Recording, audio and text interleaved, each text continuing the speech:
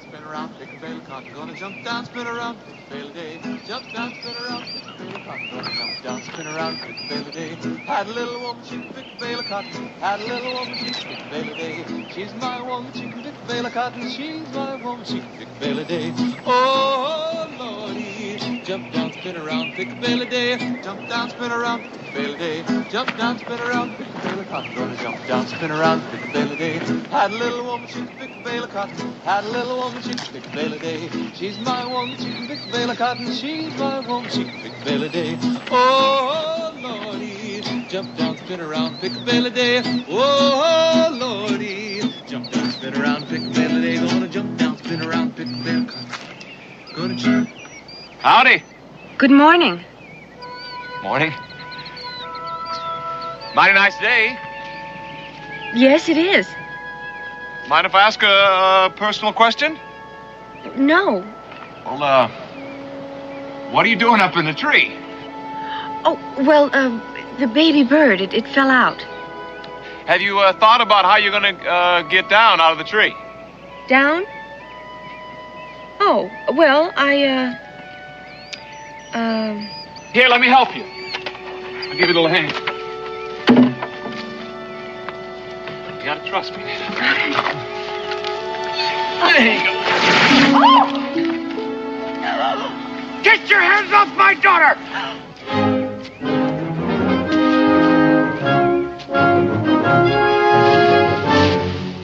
But Quiet! I suggest you go about your business, young man.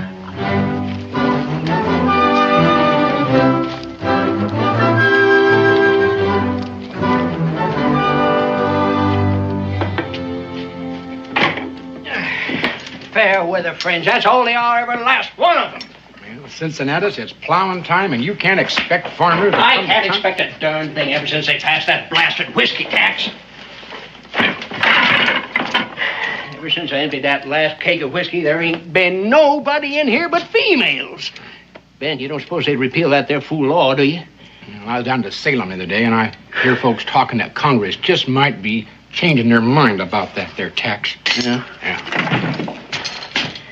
Howdy. Morning. I sure could use a drink. We got some apple cider, and that's all we got. That's all right. Nothing I like better than good apple cider. Let's see now. Is this, Boonesboro? It surely is. How about that? I'm only a mile away. I feel like Moses coming out of the wilderness. Listen, 1 mile away from here is going into the wilderness, not out of it. Where you bound? New Harmony Village.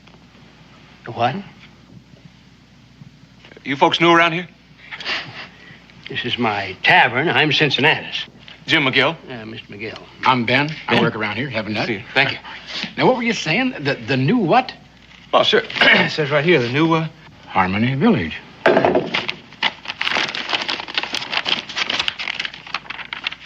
Is there something wrong, Ben? Where'd you get this? Back home. Outside of Williamsburg. Did you pay money for it? You might say my life savings. Why? Who sold it to you? Well, it says right here, an authorized agent of the Daniel Boone Land and Development Company. The what? The Daniel Boone Land and Development Company. Look, there is a Daniel Boone, isn't there? Oh, yes, there's a Daniel Boone, all right.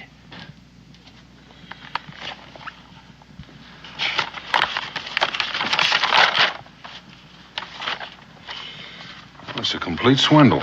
That's a fact. Yeah. And a forgery. Reckon so? Well, I don't know.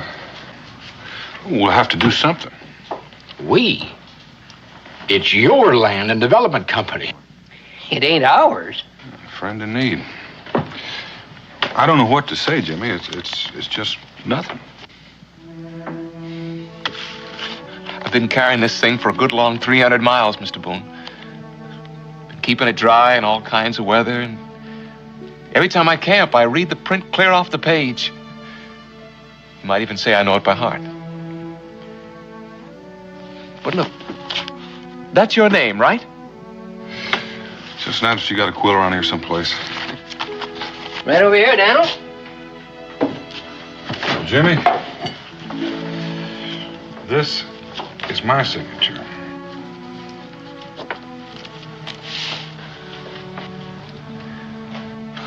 Why? Do you ever see anybody so prime, first class, A1 stupid? Not lately, anyway. How'd you ever believe all of that, anyway? What did it say here? 2-room cabin and cleared land and Indian servants. How come you left that part out about the blue-eyed, curly-headed blonde wife, huh? Oh, no. You didn't read the small print. I need to rub it in, Ben. I guess I got it coming. But when I dream, I really dream, don't I? I don't suppose there'd be any chance of finding the swindler who... He's not likely to be waiting around for me. Thanks anyway, Mr. Boone. Jimmy? Better go see if I can find a way to earn my supper. Oh, here's your map.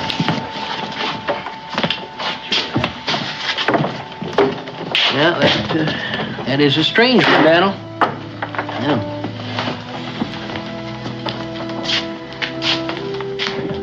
You know, he's not your responsibility, Daniel. Oh, I know it, Ben. He took it like a man, didn't he? Yeah, he did. Well, put yourself in his place. I sure wouldn't mind. What is Rebecca cooking up for supper, anyway? Always thinking about your stuff. Yeah.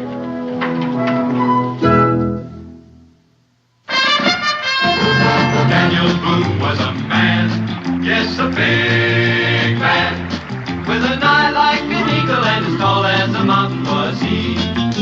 Daniel Boone was a man, yes, a big man. He was brave, he was fearless, and as tough as a mighty old tree. From the coonskin cap on the top of old Dan to the heel of his rawhide shoe, the rippinest, roaringest, fightingest man the frontier ever knew. Daniel Boone was a man, yes, a big man, and he fought for America to make all Americans free.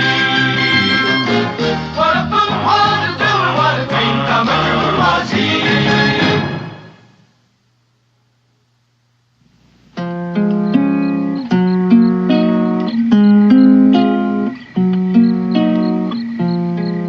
Sylvie said she loved me. Now I know she lied. She hasn't been to see me since the last day of July. Bring me little water soon. Oh, bring me little water now.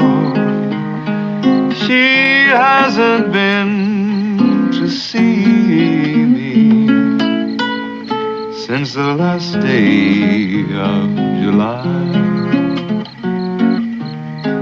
Supper will be ready in a minute. Sure wish I could play one of those. Maybe you can. All he needs is a head for music. How do you know? How do you know what? If you got a head for music. That's just the trouble. Sometimes you don't know whether you can do something till you fall on your face a couple of times. Becky, you know that nice piece of land we have over on Bluebird Ridge?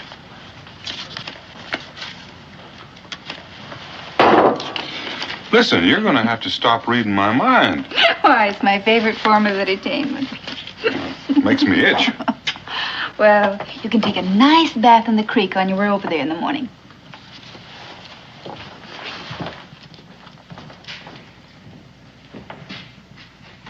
Jimmy, come in here.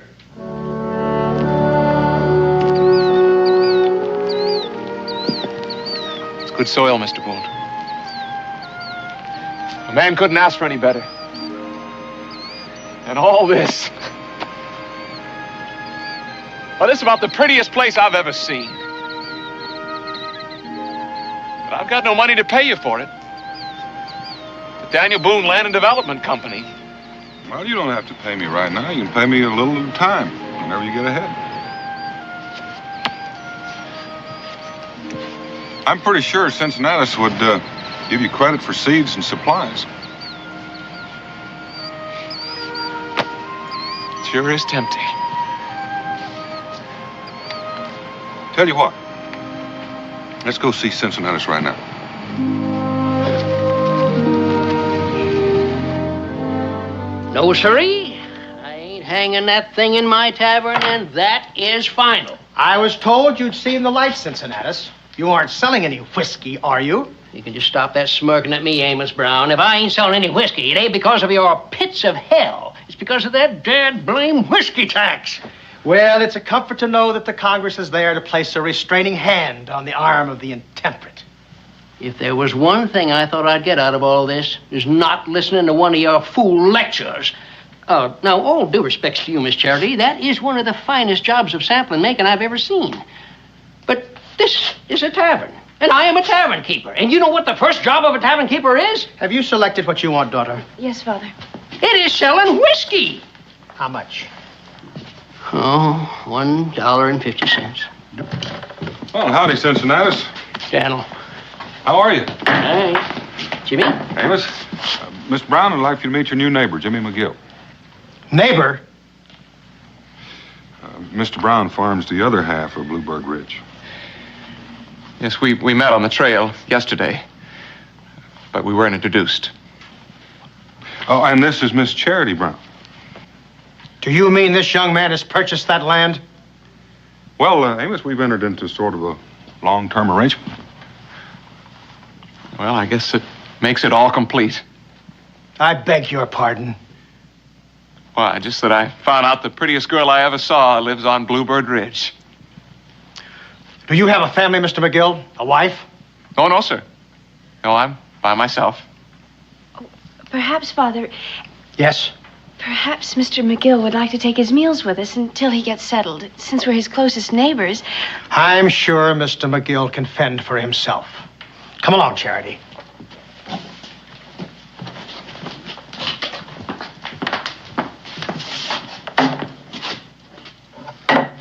But on the other hand, you might like to join us for Sunday services. I sure would like that, sir. Good. Mr. Samuel Stone will be with us. Charity is betrothed.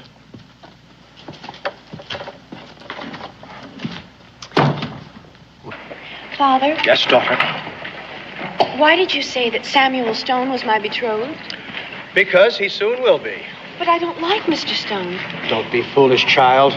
Samuel Stone is an upstanding, God-fearing young man. How can you not like him?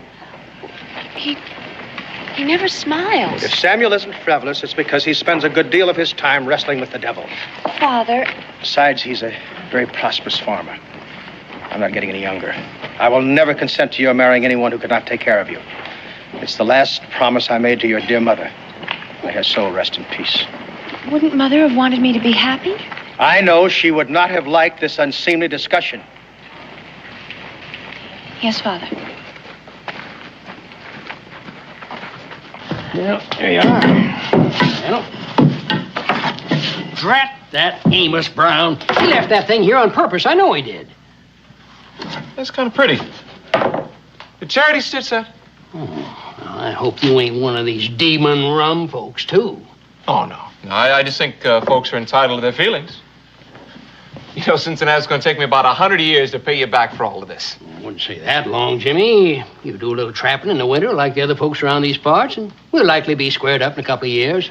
No, you don't need money much around here anyway, Jimmy. It's fish in the stream, game in the woods. You can grow almost everything else you need. Well, almost everything.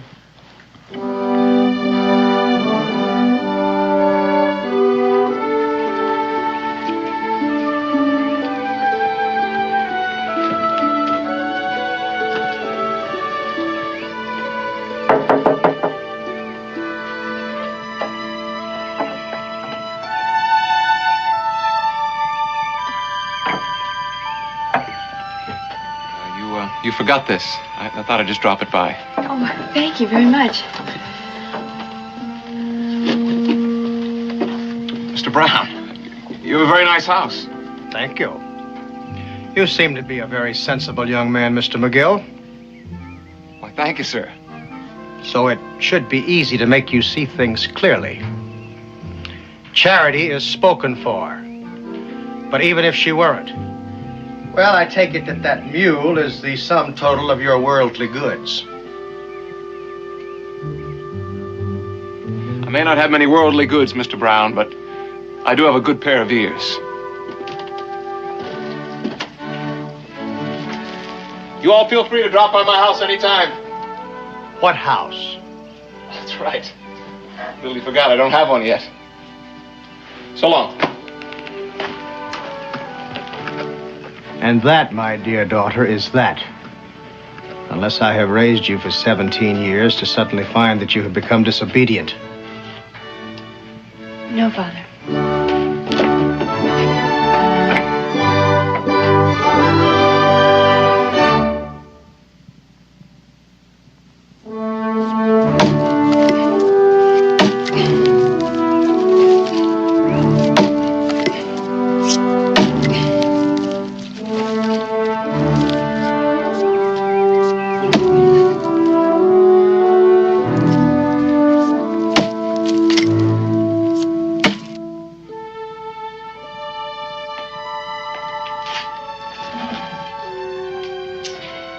You don't suppose Mrs. Samuel Stone will be allowed to have a looking glass either, do you? Miss Charity Brown, you are a sinful young woman. You must strive harder for perfection. Oh, but Mr. Stone, it was just the teeny-weeniest little smile.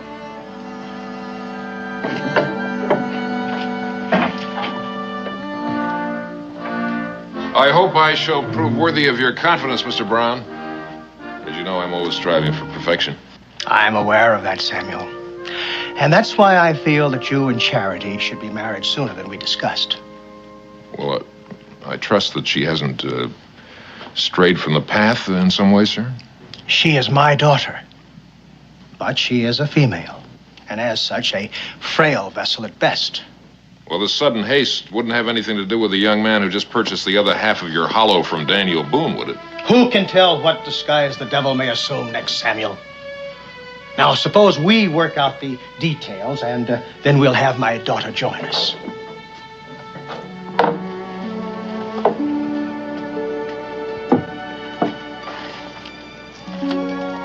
Dear Lord, I've always tried to be your faithful servant, and I'll always do the very best I can. I'll marry Samuel Stone tomorrow, if that's what Father says, because I do honor my father. I do. Just let me have 1 hour, Lord. 1 hour of... 1 hour of what, Charity Brown? Maybe he is the devil in disguise.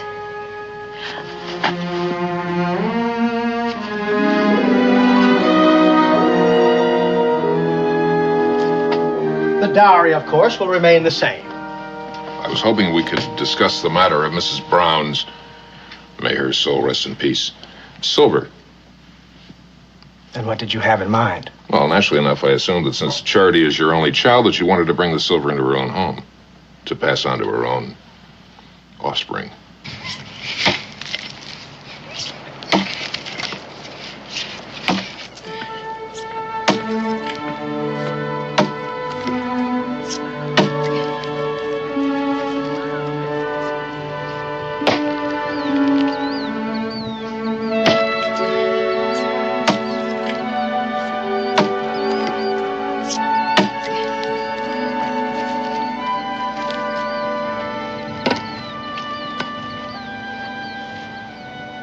Howdy.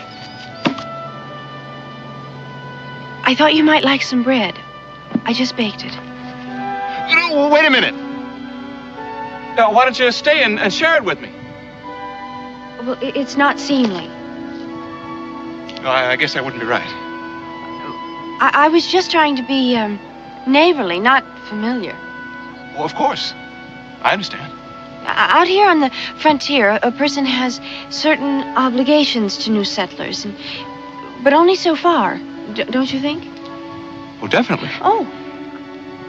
As a matter of fact, since I'm new in the area, I'd appreciate some of your views on that subject. For example, you could tell me about some of my neighbors. Now, I've met Mr. Boone and all his kin, Ben, Cincinnatus, you, and your father. And, well, I just think a fellow should know more about his neighbors, don't you? Yes, I suppose so. For example, tell me about Mr. Samuel Stone. Just for example, is he a real nice, neighborly type fella? Well, That's very interesting, Miss Charity, but it's not very informative. well, you see, Look, maybe you could talk a little better if we went over and sat down, huh? well, maybe just for a minute.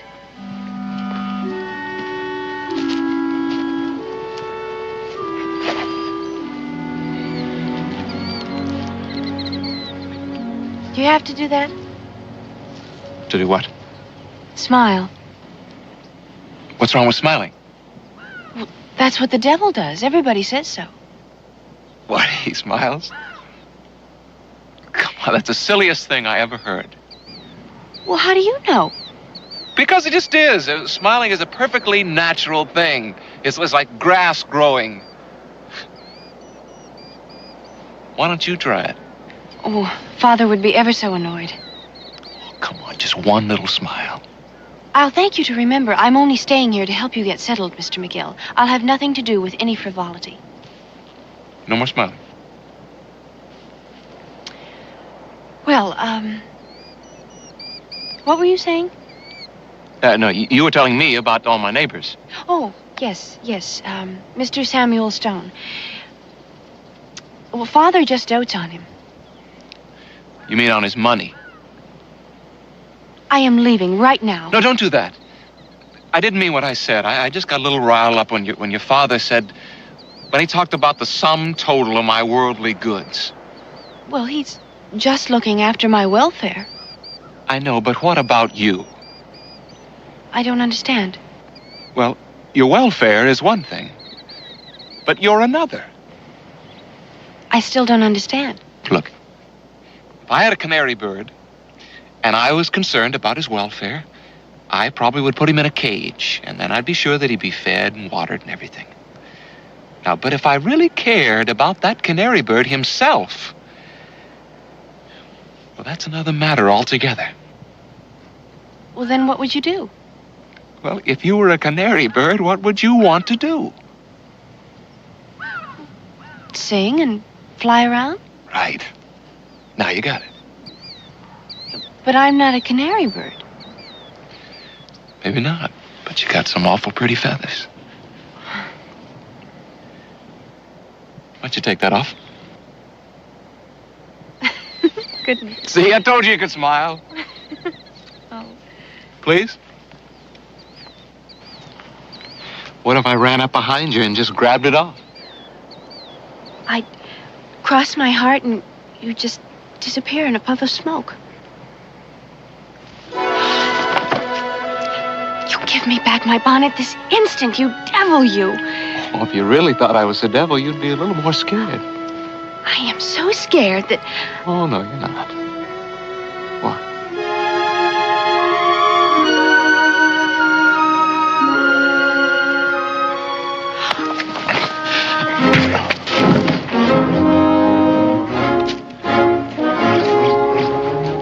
And I'm real pleased to meet you, too, Mr. Stone. We were just talking about you. Get up. What? What for? The hand of the righteous is what you need. I don't know what that's going to prove. Start packing up your belongings. What for? Because you're going to be off this land before the day is out.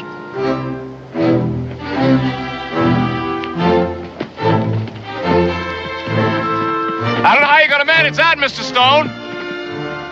I like it here.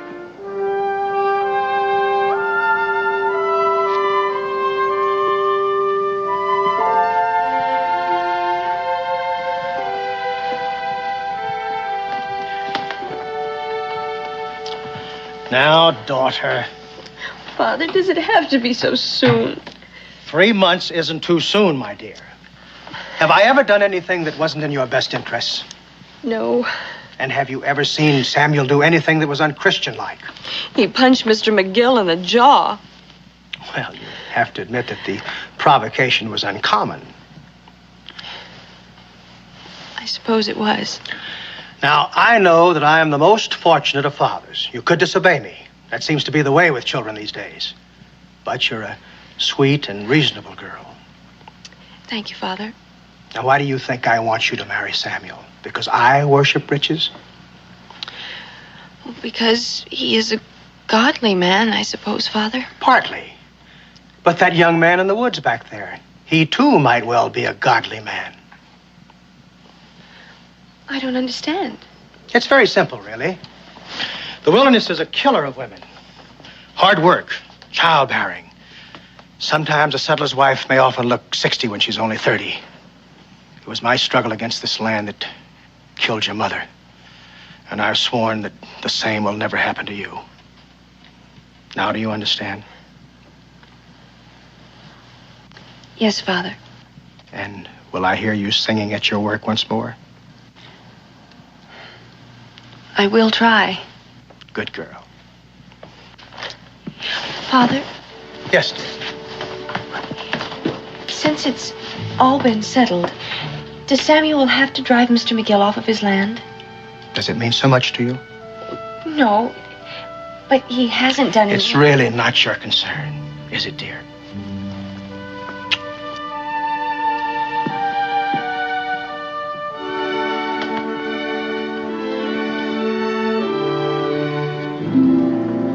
Samuel, I'm afraid I've already sold that land. You mean papers have already been signed? No, but I've given my word. I'll give you twice the price. You don't seem to understand what I said. I said I'd given my word. 3 times the price. Samuel, you don't need that land. Jimmy McGill does. I'm not concerned with that person's needs. I'm making you a business proposition. And I'm turning you down.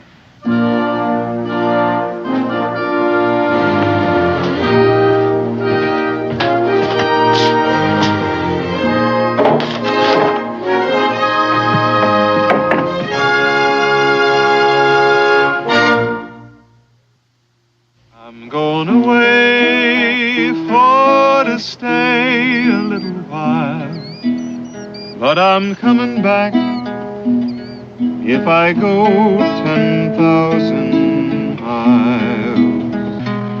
Oh, who will shoe your foot? Who will glove your hand? Who will kiss your ruby lips when I am gone to the promised land? Oh, it's me who'll shoe your foot. It's me who'll glove your hand. And it's me who'll kiss your ruby lips when I am gone to the promised land.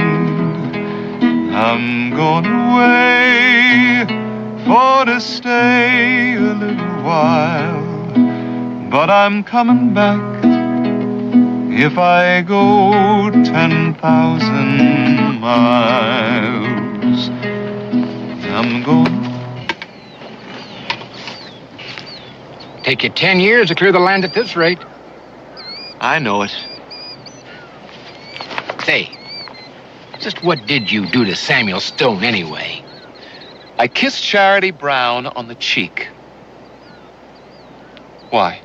Well, he tried to buy your note last night from Daniel. Offered him 2-3 times the price for it. He didn't sell it to him. No, Daniel wouldn't do a thing like that. Doesn't matter anyway, I guess. Hey, would you mind standing up? I want to kick you in the pants. What for? Because I feel like it. That's what's for.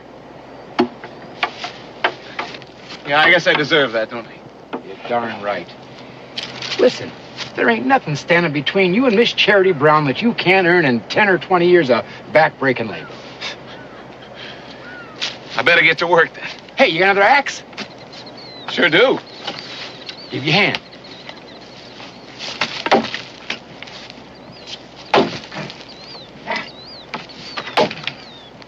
Hey, Ben. Yeah. What would you think about a fella abandoning his principles?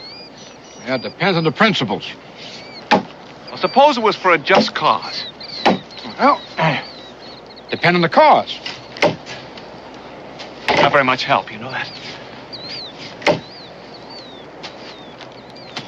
What are you thinking now?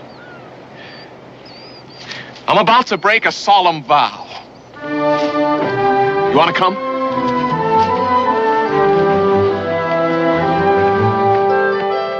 No, sir. I can't let you do it. It just ain't legal. Cincinnatus, whatever do you mean? What have I asked for that was illegal? Look, some sugar, some yeast, and some kettles. Why, it sounds downright wholesome to me. Do you think I was born yesterday? Sometimes it pays for a fellow to pretend like he was. Why don't you just come out and tell me what you mean? Since you were just born yesterday, you wouldn't understand anything I was saying anyway, now would you? Cincinnatus, it sure is lonely around here.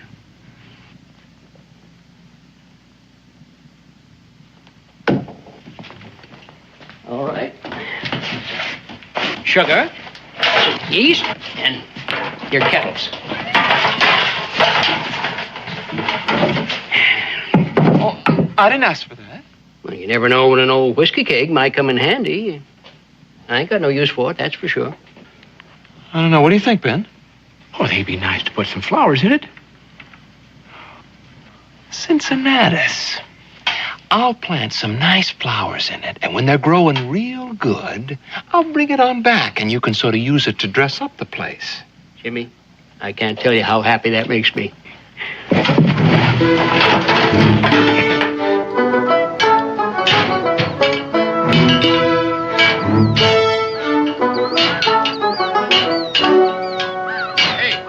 you sure you know what you're doing? Of course I do. Well, then I'll give you a hand. No, Ben, I don't know whether you even ought to be here. Like Cincinnatus says, it's illegal. It ain't illegal to make the stuff. It's illegal to make it, sell it, and not pay the tax. I don't plan on paying the tax. I can't make any money that way. And you're aiming on going to jail. No. I'm aiming to marry Miss Charity Brown. You sure are a hard fellow to figure out. You know that. What do you mean? Well, you come marched into Boonesboro like one of them everyday farm boys with that worthless deed. And next thing you know, you're engaged in the manufacture of whiskey. And you're courting Miss Charity Brown, who happens to be betrothed to the richest fellow in these parts. And then you're talking about broken vows and all that. I guess it does seem a mite peculiar. Unless you knew about Pa. What about Pa? He died. Mighty unusual. Well, it was in a way. Because it was the whiskey tax that killed him. The whiskey tax? Yeah, broke his heart, I figure. Right there at his deathbed, I vowed that I wasn't going to follow in his footsteps. What footsteps? Pa made the best whiskey in all of Virginia. Folks used to come from miles around. Well, I don't see anything wrong with that. Well, he was a regular slave to it, and so was Ma and us young'uns. And so when he died and left me some money, I swore I was going to buy a farm and raise some grain so that folks could make bread with it and not have to make the pop skull. Then you met Miss Charity Brown. Not quite. First, I met those fellows from the Daniel Boone Land and Development Company. That's it, I guess. You don't make any more sense than this thing does. Oh, no. It'll work. It'll work, all right. All I need now is some corn from the Indians. There are Indians around here, aren't there? Indians? You can't make whiskey with Indian corn? Why not? Grain is grain. All right, you're the expert. You don't want any help. No, wait, Ben. I need you to lead me to the Indians. Besides, another thing. When I run my first batch, I'd be really grateful if you'd come by and taste it for me. You mean you don't know what this stuff is supposed to taste like, even? Never touched the stuff. Another one of your solemn vows, I suppose. No, I just don't like the taste.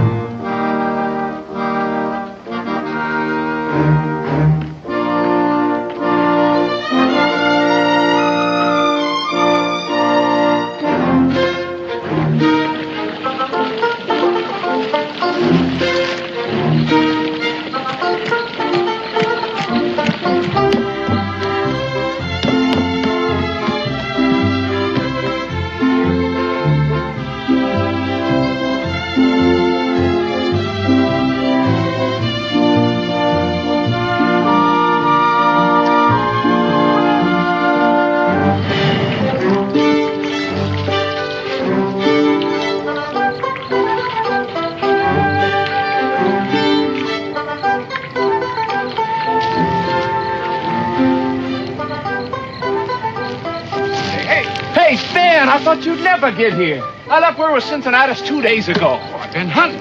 What's wrong? You look awful. Here, take a cup. Smells like whiskey. Of course it smells like whiskey. Taste it. I ain't sure that's a real sensible thing to do, Jim. Look, Ben, Charity Brown is going to marry Samuel Stone next Sunday. Jimmy, even if you had liquid sunshine in here, you ain't going to make enough money off of it to stop that wedding by Sunday. Will you just taste it?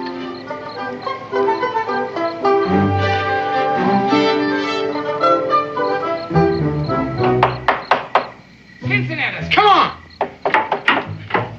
I'm coming! You hold your horses. Get a decent night's sleep. I'm coming just a minute. Now, hold it, darling. Ben, what are you doing here? Shut up, you old fool, and get me a mug. But it's the middle of the night. What do you got there? I got you a barrel of flowers. A barrel of flowers? Yeah. Shut up and drink that now.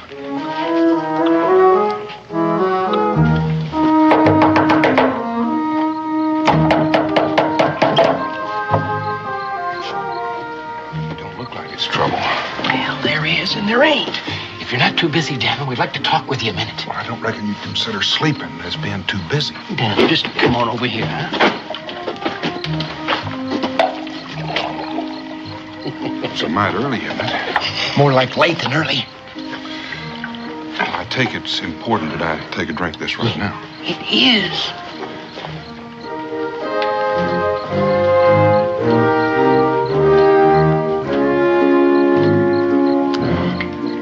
Where'd you get it? Unbelievable, ain't it?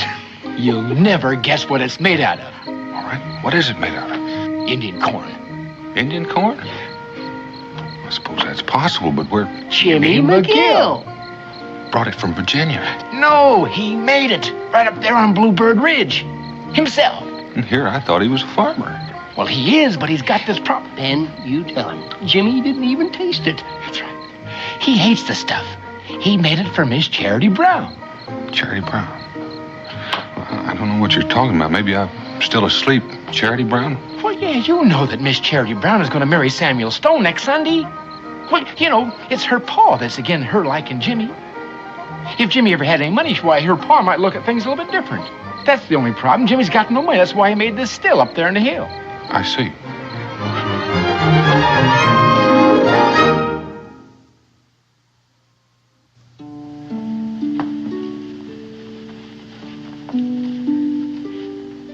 You like it so much you marry Samuel Stone. Oh, I know. What other man would send all the way to Boston for regular Paris, France silk for his girl's wedding dress? But I'm only thinking of your best interests, my dear. You'll have nothing to do but fancy stitching, and you'll spend your evenings watching Samuel strive for perfection. What do you say? I say if he has so much fun with the devil, what would he want with a wife? Look, why don't we take this wedding dress and give it to some poor, deserving orphan? Go away. No. Will you please go away this instant? Why don't you scream? Just exactly what is it you want, Mr. McGill? I want you to call me Jimmy. In the middle of the night? It's as good a time to start as any. Are you going to leave, or am I going to have to... Scream? We've been through that. Well, then, just what is it you want, Mr... Jimmy. Jimmy. I want you to come over here and give me a kiss. What? You heard me. You want me to leave? Well, I certainly do. One kiss. Off I go.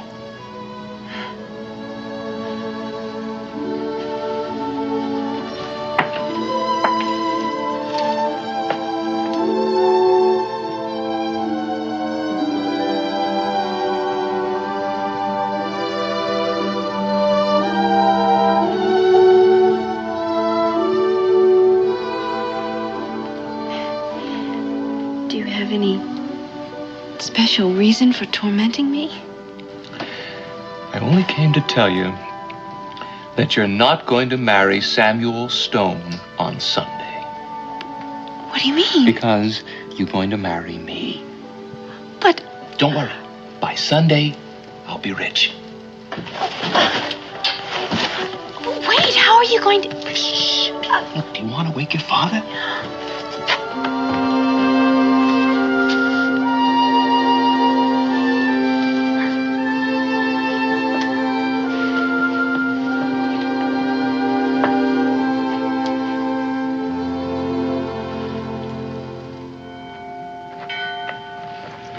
He'll be late. He'll be late. I know he will.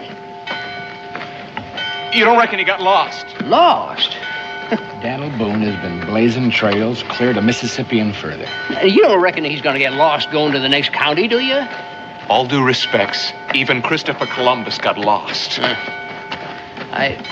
bother, Cincinnatus. He won't listen to anybody.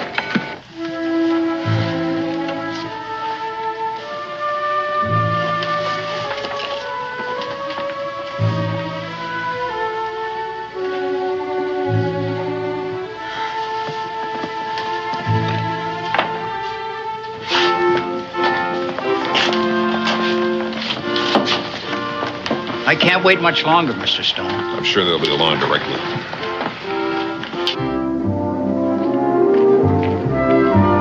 Jimmy? Jimmy?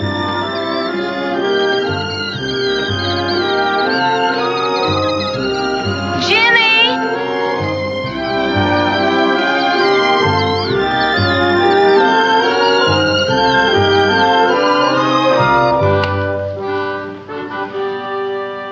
Are you ready, daughter? Charity? Charity, do you know what time it is?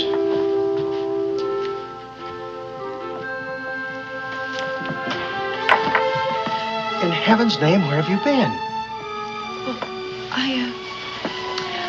I was just looking around for the last time, Father. But you'll be here often, my dear. Yes, but it won't be the same, will it? Oh, come, child. You don't want to be late to your own wedding, do you? No, Father. Now, come, let's go.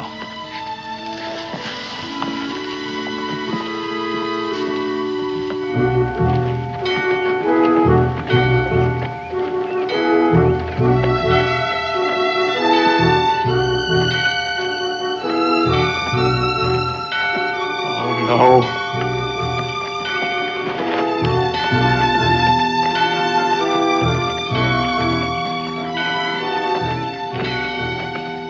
Charity, You will please let us pass, Mr. McGill.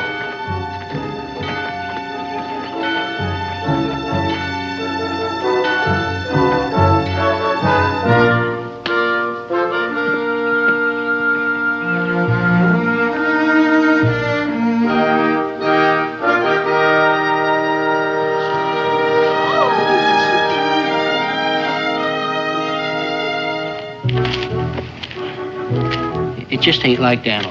He should have been here. I told you he wouldn't make it.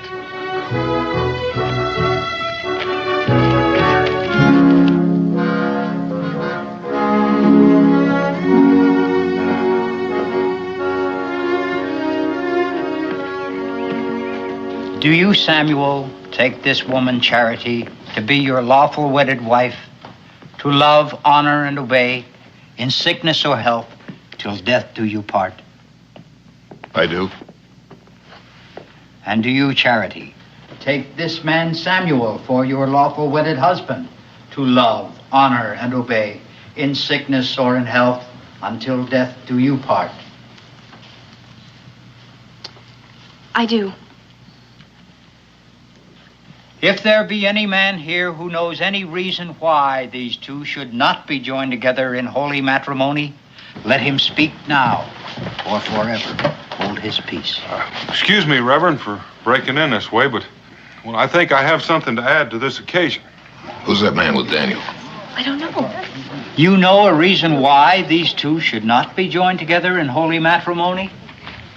Well, we've come to offer Miss Charity a choice before it's too late.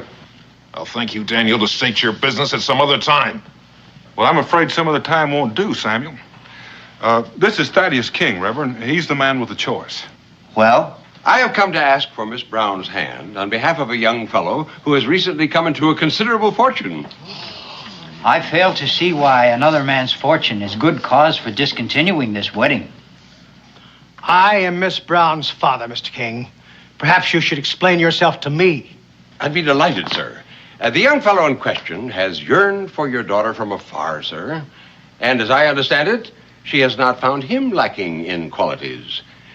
But little more than a pauper when he first cast adoring eyes upon her, he set himself the task of making a fortune in order that he might aspire for her hand. And he did it. Yes, indeed, he certainly did. American ingenuity, together with the pangs of love. It's a combination you can't keep down, sir. You have evidence of this fortune, Mr. King? Yes, sir.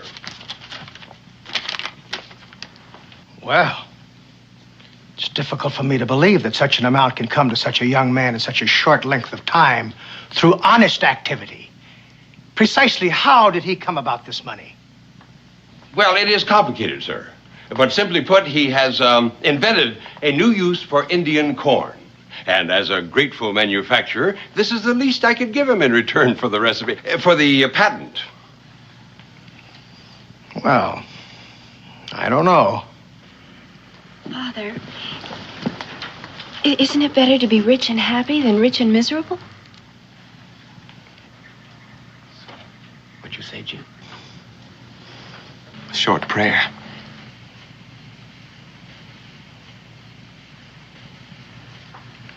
Well, he is an upstanding young man. And he is God-fearing. You have my blessings, my dear. Thank you,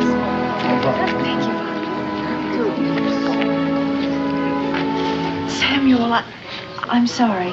Truly, I am.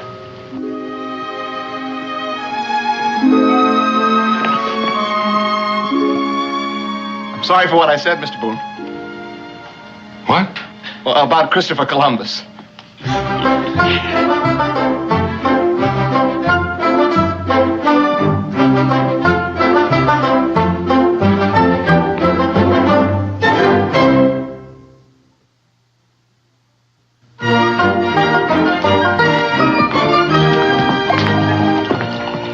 You had us worried there for a while. Well, it turned out all right, didn't it, Ben? Yeah, it did. You know Thaddeus King. No, but I'd like to. Howdy. Nothing I like better than a happy ending. Well, I'd be a lot happier if they just get rid of this dad-blame whiskey tax. Well, that's it. They just did. Oh, I tell you, they took the heart out of me when they passed that ridiculous tax. But yesterday I get word that it's been repealed, and Daniel here comes along with a jug of the best tasting whiskey in the whole world. I tell you, it is the happiest day of my life. Yeah, Dan. I can just see millions of beautiful jugs of it. What are you going to call it, Thaddeus? Well, doesn't matter. I'll think of something when I get home to Bourbon County. To the bride and groom. To the bride and groom. Hey.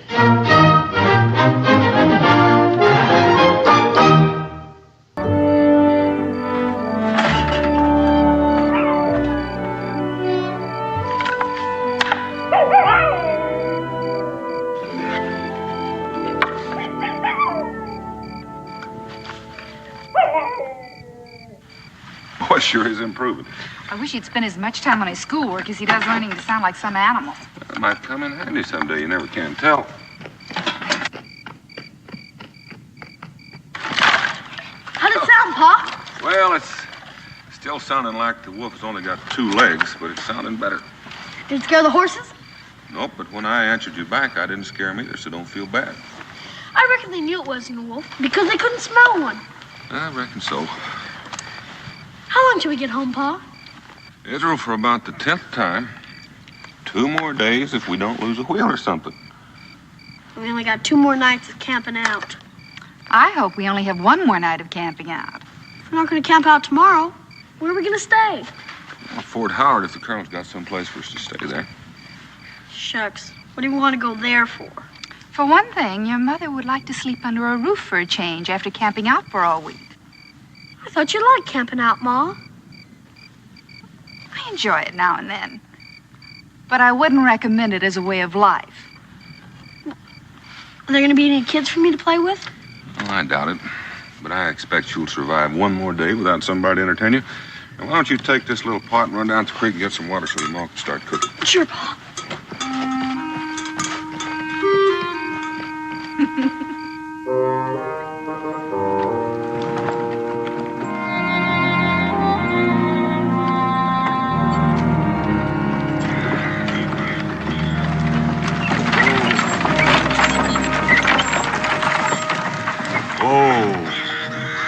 What is it, Dad?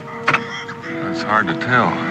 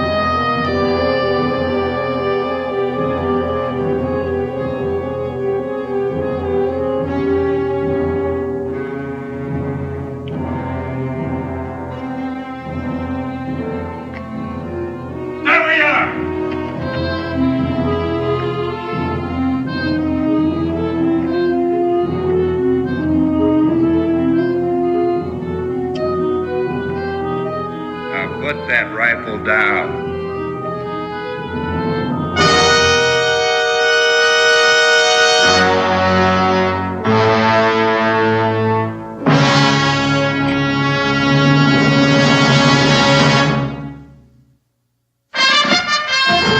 Daniel Boone was a man, yes, a big man, with an eye like an eagle and as tall as a mountain was he. Daniel Boone was a man, yes, a big man. He was brave, he was fearless, and as tough as a mighty oak tree. From the coonskin cap on the top of old Dan to the heel of his rawhide shoe, the rippinest, roaringest, fightingest man the frontier ever knew. Daniel Boone was a man, yes, a big man, and he fought for America to make all Americans free. What a Boone wanted to do and what a clean coming through was he.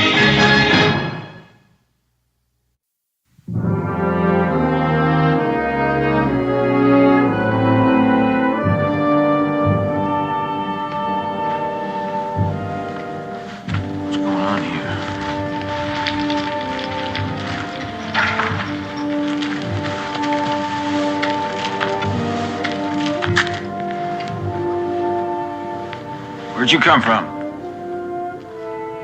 We're just passing by. I'd appreciate it if you'd ask your friend to put his rifle down. It's liable to go off. Put your gun down, Hanks. You told me to challenge all strangers. Well, they seem like friendly folk.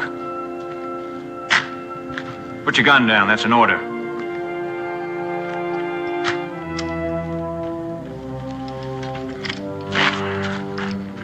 You'll have to excuse him for being edgy, but you can see what happened here. There's only 5 of us left. Colonel Howard? Gone, and the other officers. I guess it's my command now, if you call 4 men a command. When'd they hit you? Daybreak. Killed 10 men in the first attack, got the rest in the second. They quit when they drove off the livestock. Likely that's what they were after. How come the 5 of you stayed on? Well, as you see, we've got some burying to do.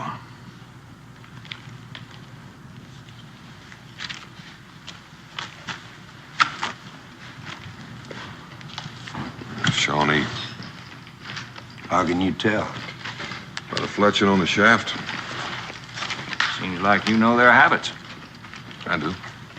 Are you real sure that's all you know about them? In what? I figure it's a little bit peculiar that they haven't bothered you. More than likely, the Shawnees headed west when they left here. We came down from the Salt Licks from the north. By the way, my name's Boone, Daniel Boone. Sergeant Rafferty. This is my command, Private Hanks, Private Evans, Private Crane.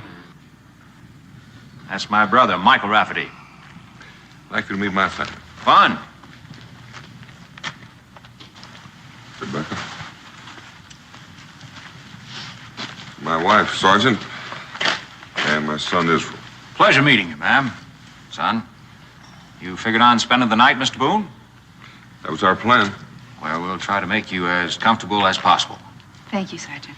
You men see if you can fix that gate so it'll close. Looks like you could do with a fresh bandage. Israel, fetch me some clean clothes from the wagon. That's just a scratch, ma'am. Only take a moment. Sit over here. All right. Have to be looked after. That's a bullet wound. Some of them had guns. That's something new for the Shawnee. They must have been trading with the French. Lucky that missed the bone. Otherwise, you might not have an arm. You might not even have your life. Ma'am, when you're born to be hanged, doesn't much matter. This isn't going to be very professional, but at least it'll be cleaner. Well, I'm very grateful to you, ma'am. There you go. Thank you. Well, there must be something else I can do. Well, the fact is, ma'am, we don't know very much about cooking. Oh, well, if you'll have one of your men show me to your supplies. Well, I can do that. You go back to guard duty. Evans, show the lady where the supplies are. You two go back on burial detail. I can lend a hand with the burying. Oh, that won't be necessary, Mr. Boone. I want to show you your quarters if you'll step this way. You seem to know this country pretty well. Well, it's my home. This your guardhouse? No, we kept fresh meat in there when we had it. Can I look? No, it's dark down there. You might hurt yourself.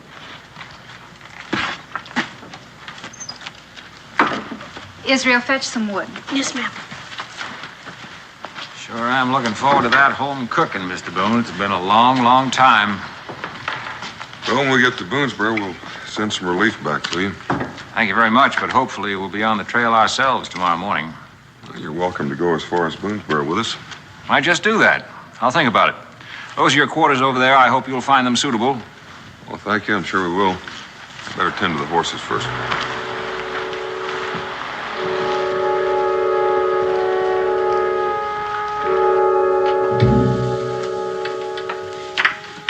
What does your husband do for a living, ma'am?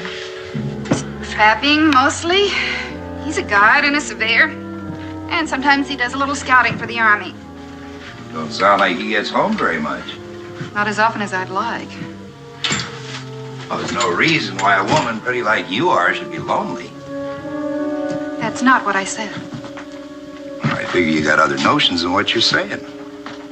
Well, you figure wrong, Mr. Hanks. You don't strike me as the kind of woman who would settle for many long, lonely nights.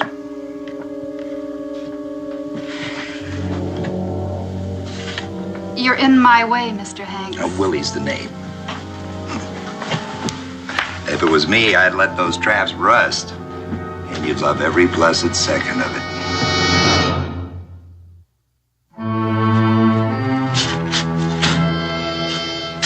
How come your brother told Boone we might leave with him? Well, he's just making friendly talk, I guess. Yeah, well, he's friendly, all right. Even told him to spend the night when he should have told him to move on. Now, you know he couldn't do that. No, why couldn't he? This ain't no place for a woman and a kid. You mark my word, their being here is going to cause us trouble. Look, you feel that way about it, you talk to my brother. Don't talk to me. But I'll tell him, all right. I'll tell him. First chance I get. Well, here's your chance, Crane. Speak your piece. What's on your mind?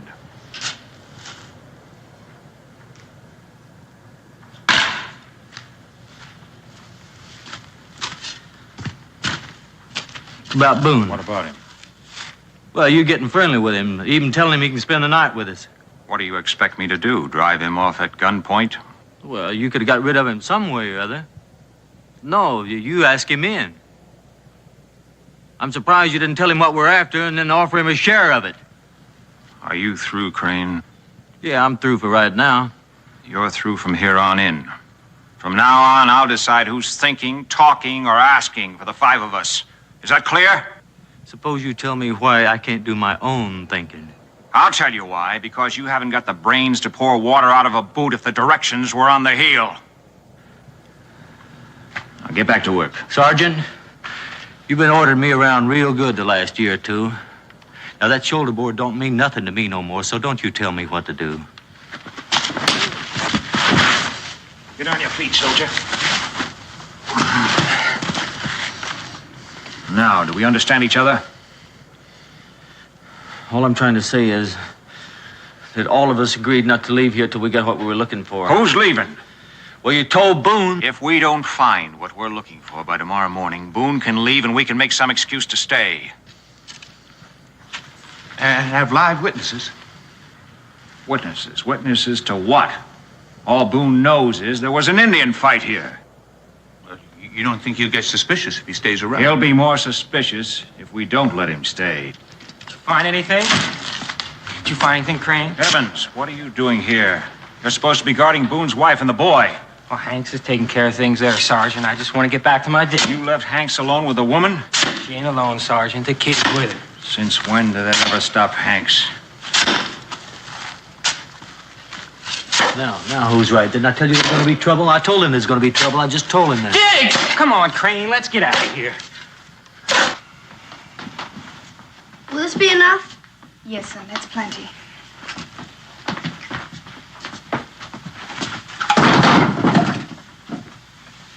You know, I figured the Shawnees must have wanted those cows awful bad to do what they did. I'll fetch some more wood, boy. We'll be needing it later. All right.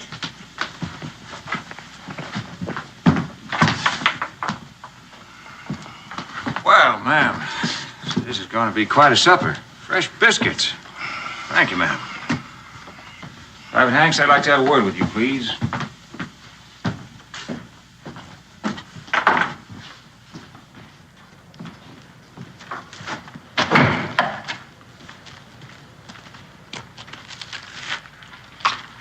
Now, you hear me. You hear me good. You stay clear of that woman. What are you figuring to do? Save her for yourself? I put up with you long enough. You either do as I say or I'll nail your hide up to dry. Or better yet, I'll tell Boone. You'll never get a better chance than right now. Mr. Boone, the sergeant wants to talk to you. You better get back to the burial detail. You send Crane over here to take your place. I'll see to it right off, Sergeant Rafferty. Yes, Sergeant? Oh, Mr. Boone, I was just wondering if your quarters were suitable. We'll sleep well, thank you.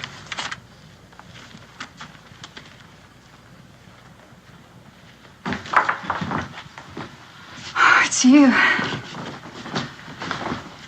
What's wrong, baby? Nothing, Dan. Well, something's bothering you. It's that soldier Hanks. What about him?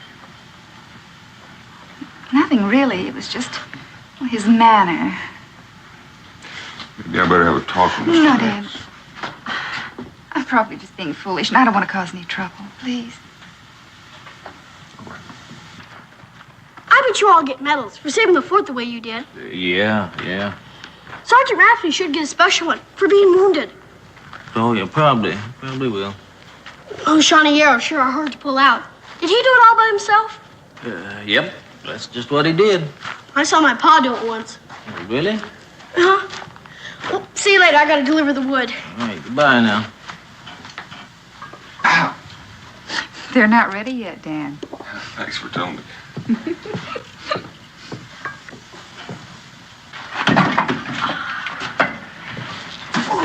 We're not done yet. Let's see. Need anything from the wagon, Ma?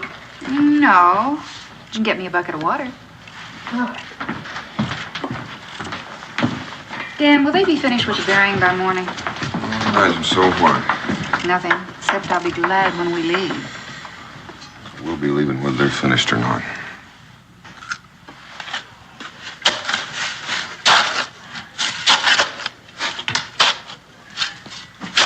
Tim? Yeah. Just what makes you so sure the money's buried here? Well, you see, it's standard military procedure to dispose of valuables in case of an attack. The colonel couldn't have burned the gold, so he must have buried it. But why right here? There's an awful lot of ground inside this stockade. This is a garden area. Nobody had noticed. Newly turned earth.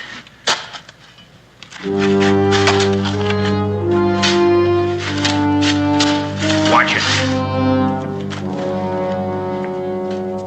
Well, Mr. Boone, can I help you with something? Well, my wife threw me out of the kitchen, so I'm just leaving it around for a while. Well, you know how these women are. By the way, what time is supper? Oh, I figured it'd be an hour at least. Good. I'm sure tired of that digging. How'd you like to join me in a drink? Don't mind if I do. I got a jug hidden over there. Come on.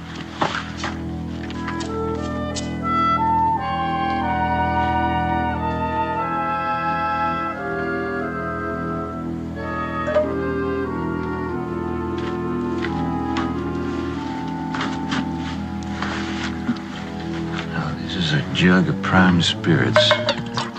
One thing they didn't get. Well, good health, good luck. Luck to you, Sergeant.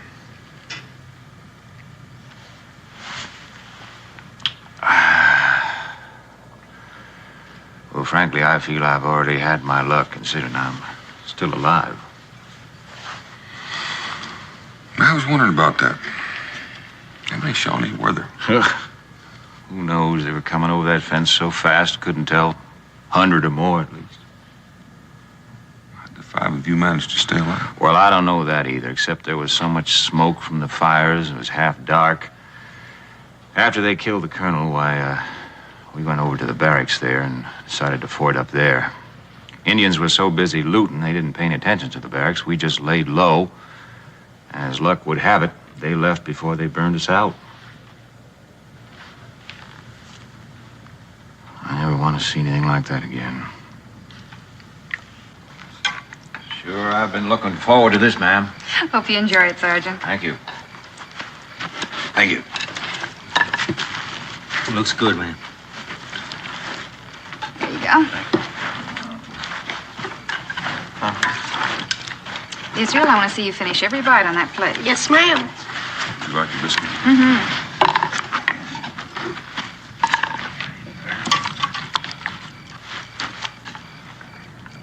Dan? Oh.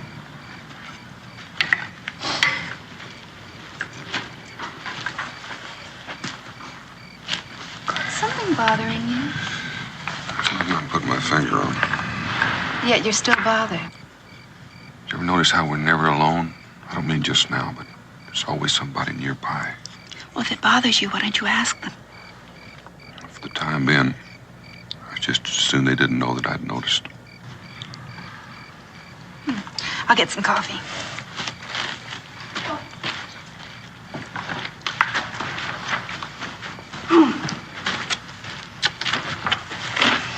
Like another biscuit? No, thanks. Why don't you give it to Sergeant Rafferty? He needs it more than the others. Why, with that arrow wound in him. Arrow? Sure. Mr. Crane told me all about it. He even pulled it out all by himself.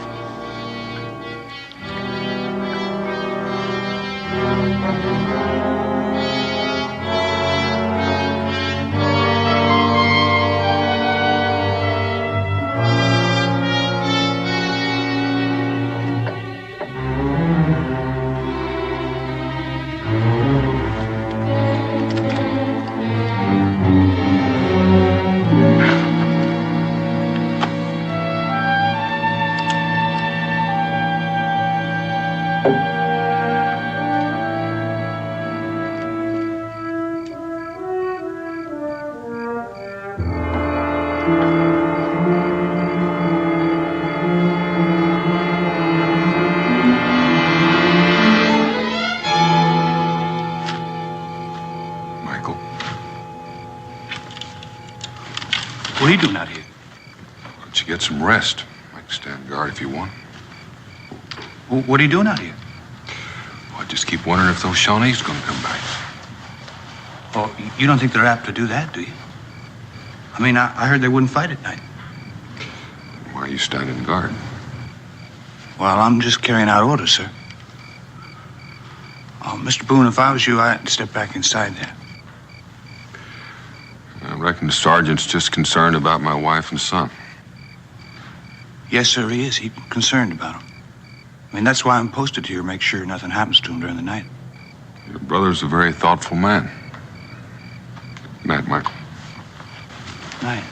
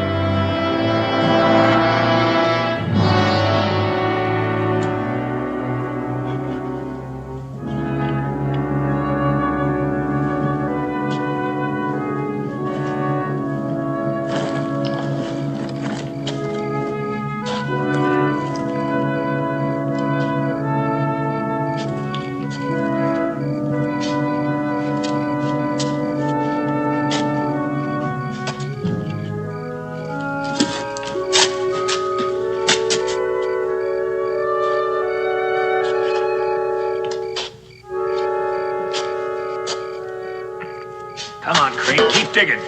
Digging. I want to get the colonel buried. I'm digging. I don't want him found down there in the cellar. All right. Evans, get down here. Take your place. Come on.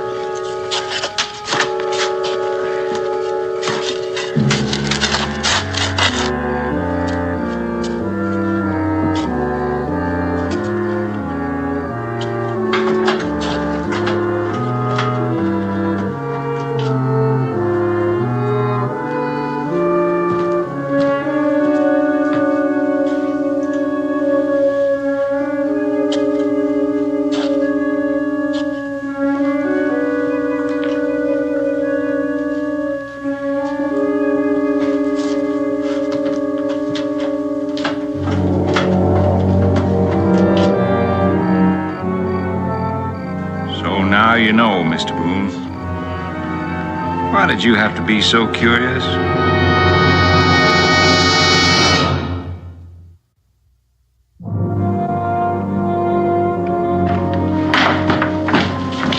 Dan, what's wrong? Well, you might as well tell it, Mr. Boone. Tell me what? Well, these so-called heroes were military prisoners awaiting trial from the Shawnee attack. I don't understand. They were kept in the cellar. When the colonel went down to ask him to help out with the fighting, they killed him. Very good, Mr. Boone. Very good. Unfortunate accident, ma'am. You mean they were just hiding down there? Ma'am, I'm sorry, but we're going to have to ask you to stay on with us as our guests until we can decide what to do with you. Yes, sir. You might get to where you could enjoy our company. That's enough out of you, Willie. I do beg your pardon, ma'am.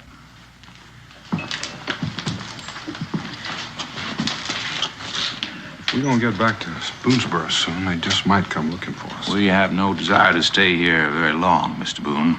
You poking around where you're not supposed to, you know we'll have to keep you here until we get away. I'm sure you understand that. You've made that pretty plain. We'll get you out of here as soon as we can, but in the meanwhile, you won't try to cut and run out, will you? I'm not a fool, Sergeant. I wouldn't leave my wife and son here with you. Well, I'm delighted to hear that. That'll make it a lot easier on all of us. Boy, since you're awake, why don't you go on out and get some firewood for the fireplace, huh? Michael here will see that you don't get lost. You two fellas get back to your dinner. Is that what you're waiting for? The burying to be over with? Ma'am, we are looking for an Army payroll that was delivered here 3 days ago. Colonel, unfortunately, buried it, or we would have been long gone before you got here. What are you going to do with us? As I say, we haven't had time to talk about it or think it over, but I just had a thought standing here. Maybe I can make a deal with you. How would you like to guide us up to Canada? Would that interest you? My wife and son go free? You know, you look like an honest man, and I trust you. But I don't trust you that much. You might get us out there and lose us in the bush. No, sir. Your family goes with us, or there's no deal. Why don't you think it over?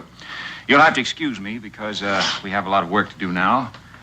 Ma'am, I wish you a good evening, and if there's anything you need, Mr. Hanks here will be waiting outside.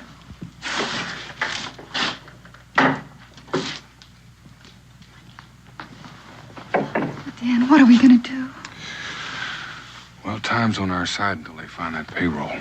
They're bound to find it sooner or later. Then I'll make a deal with them to guide them to Canada.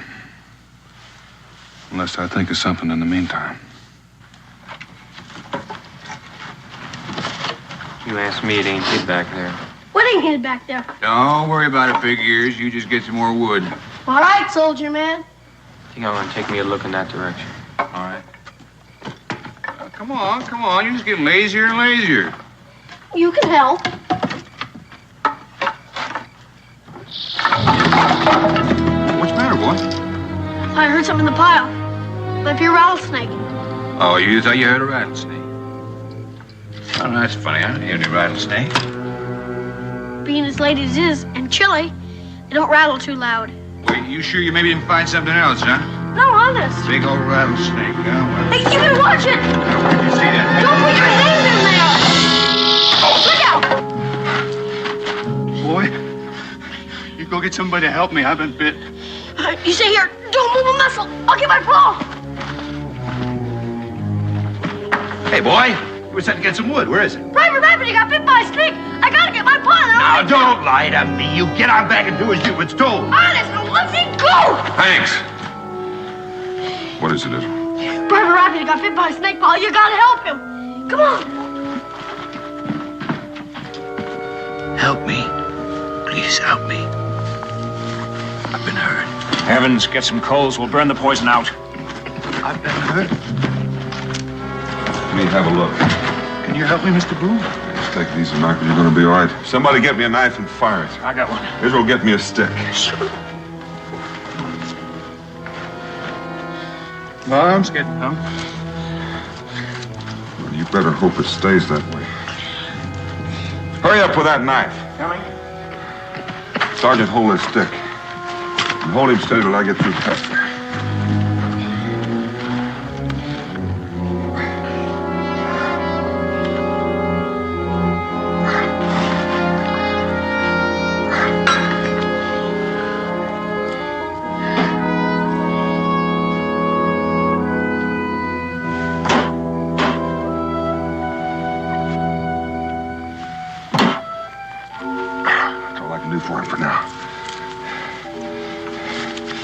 He's going to have the chills when he wakes up. Better take him into the colonel's quarters, wrap some blankets around him. My wife will look after him.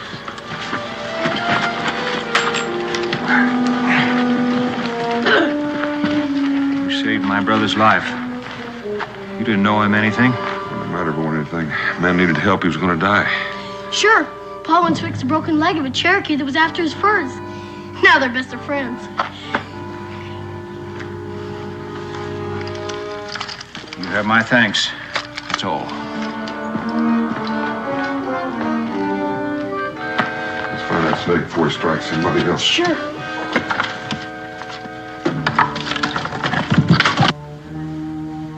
I guess I owe you my life. My husband's the one you should be grateful to. I'm grateful to both of you. You don't know how much. Only wish there was some way I could show it. There just might be. It's no use, Paul. I guess he's gone.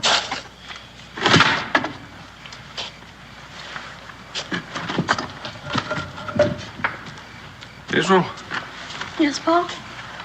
you were the one that went after the wood. Uh-huh. Well, why was it that Michael's the one that got bit? Well, you see, he thought I found something. He wanted to see for himself. I told him there was a snake, but he just went right ahead. What do you suppose he thought I found? That money pouch. He seemed bound and determined to find it. Could it be in a big leather pouch? This might be. I know where it is. You do? Sure, I saw it. Well, I'm listening. I saw Private Evans put in his bedroll when I was gathering wood. The one over there on the far end. Is it important what I told you, Pa? It just might be important enough to get us out of here. Israel, do you remember those Indian calls we've been practicing? Sure. A timber wolf, the owl, and a black hawk. Not now, son. You see those deep shadows over there? I want you to go over there, count 100, and then let loose. Then I want you to get that money bag and throw it down in the cellar. Then hide until it's safe. Understand? Israel?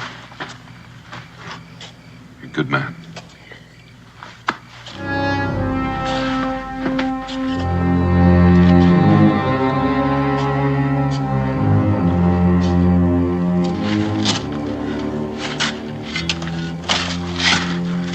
Now he's seen everything. First he saves Michael's skin, now he's digging his own grave. The sooner we find what you're looking for, the sooner we'll get out of here.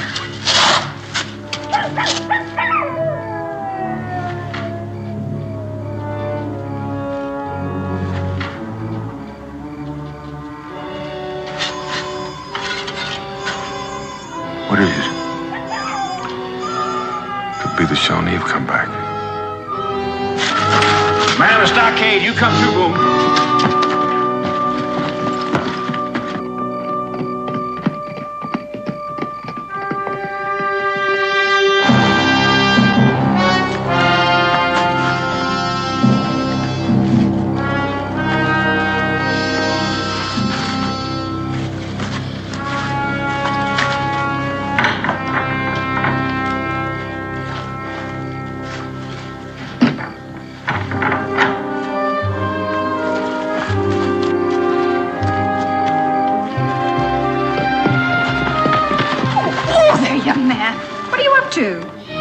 Pa said something about divide and conquer.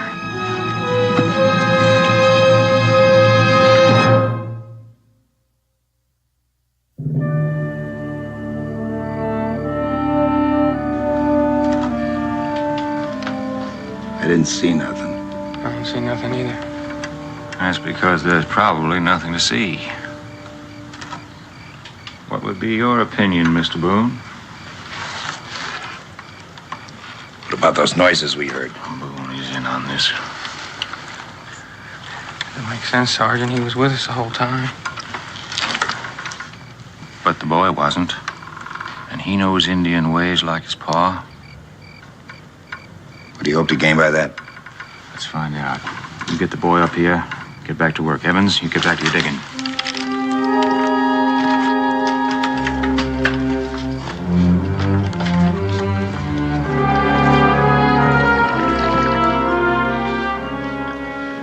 He's gonna die. We should get it over with. Means one less to share the money with, doesn't it? Means more than that. We can't afford to stay here too long, and who knows when he's gonna be in any shape to travel. Crane, Sergeant wants to see the kid. What does he want to see Israel for? Ma'am, I didn't ask. Israel, be... It's all right, Ma. Pa's out there.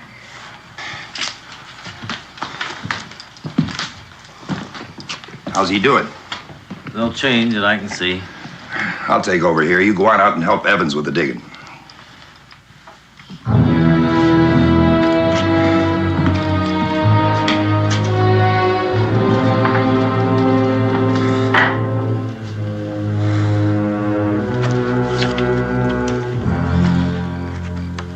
You wanted to see me, sir? Yeah. Well, I'm here. What do you want me for? Why'd you do it, boy? Do what? Make those noises so I'd think the Indians were out here? No, I was over there with my mom. Don't you lie to me, boy.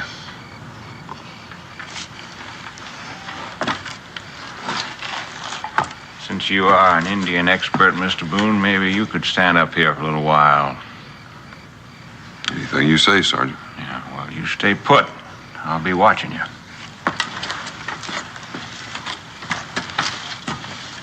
What do we do now, Paul? We just wait.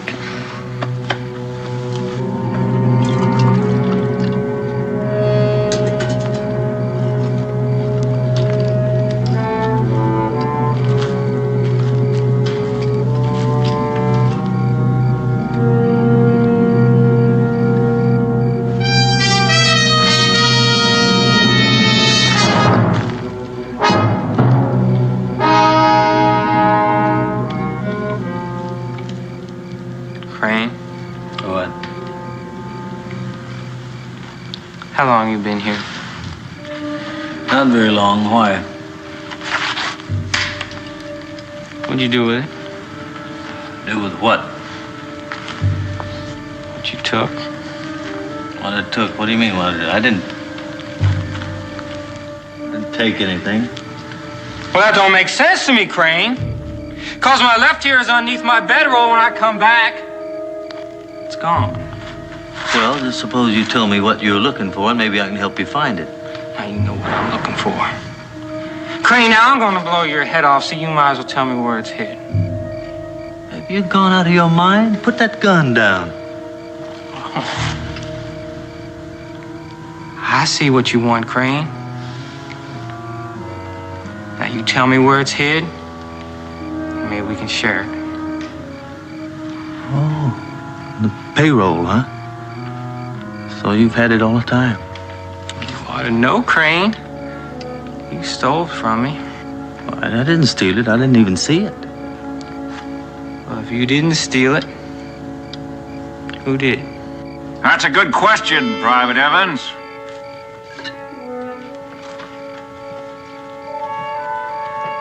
That is a very good question. How long you been standing around? Long enough? Now you're gonna have to give me a chance to explain myself. Put that gun down, then you can talk.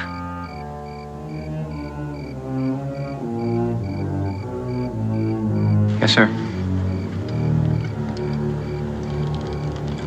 Well, you see, sir, I hadn't had the money very long when Boone started yelling Indian. So I figured I'd better put it in a safe spot. But I meant to give it back to you.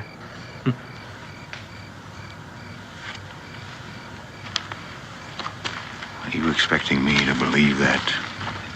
Well, yes, sir, I am, because that's the way it happened. You believe him, Private Crane? What do you think? What are we going to do with him? I think we ought to line him up against the wall and shoot him. That's too easy on him. What do you think we ought to do with you, Evans?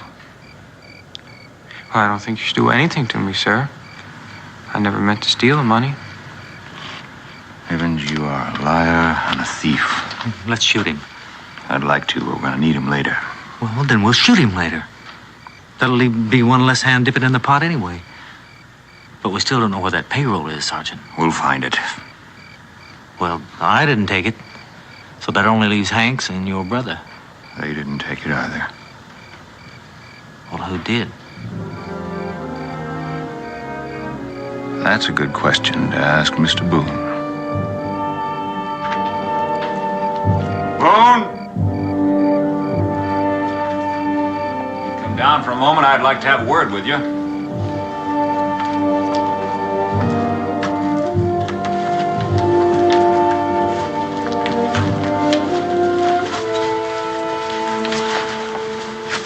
That was a good plan. What plan? Those Indian calls to attract our attention. Sounded like Shawnee to me. They weren't Shawnee. You know it, and I know it. Come on over to the campfire. We'll talk about it.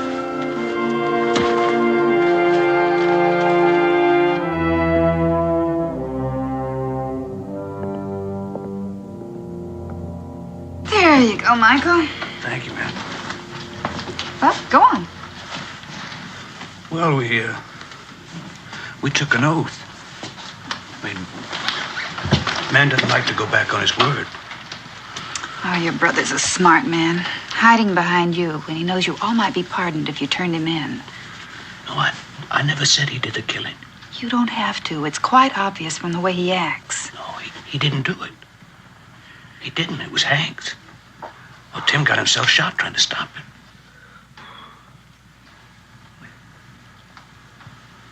What were you under arrest for? Desertion. Other things. What other things? Well, my brother got himself thrown in the guardhouse for hitting an officer. He didn't mean to do it. He was drunk. I would have meant the finish of him, so I opened the guardhouse door and... I see, and the others got out. Next thing I knew, we were going over the wall. You went with them? Well, there wasn't much else to do. I mean, I'd sure known it was me let him out. Have you ever given any thought to what's going to happen to you when you get out of here? Yes, ma'am. I'll be a fugitive from justice. A man on the run for something you didn't do. That's not a very pleasant prospect. Well, we were all there, ma'am. I mean, I figure that makes us all accomplices. We're bound together. And you'll all hang together. No. Nobody's gonna hang because nobody will tell. How can you be so sure of that? How well do you know these men? How do you know you can trust them? Well, I don't really know any of them very well. Except my brother. What's on your mind, ma'am?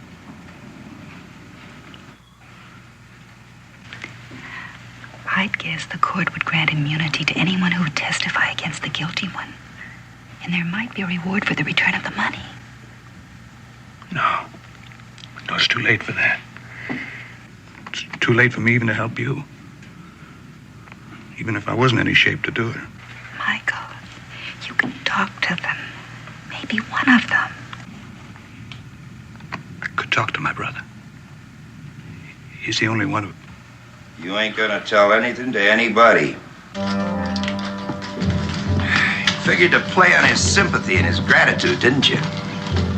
Now, if you need help, why not try me? I could be a whole lot more friendly. Yes, sir, I could be real friendly. And if I just had something to be grateful for. You leave her alone. We know that you hid the money. It's nearby. We'll find it. With or without your help. You're gonna leave here at daybreak. And I will give you until then to make up your mind. Sergeant, Boone, stop! Hold it, kid. I'll teach you not to yell.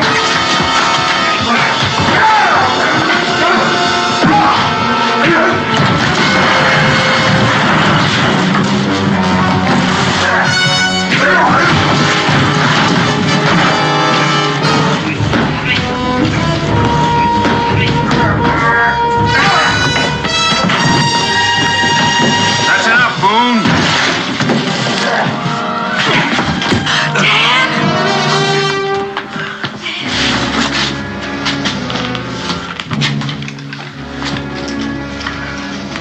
Willie, you put that gun down. Leave him alone. I'll kill him for that. You're not gonna kill anybody. You give me one good reason why I don't. There's been enough killing around here. Besides, we need him to guide us up to Canada.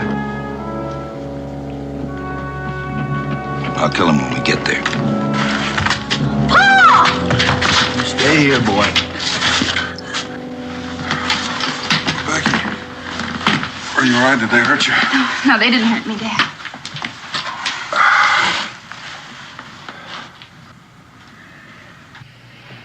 Come on, Boone. No, it can wait. Boone? Would you leave him alone? Can't you see he's hurt? He's all right, ma'am. I didn't hit him hard. Mr. Boone, we decided to wait until morning for your decision, but since we're all here now, let's settle it. Where did you hide the money? I told you what the deal was. My wife and son go free. I'll show you where the money is and guide you to Canada. And I told you you have nothing to bargain with, not if you care about your family. Sergeant, I don't believe you'd hurt either one of them. I wouldn't. But I'm not sure if Willie Hank's here. It'll be a pleasure, Mr. Boone.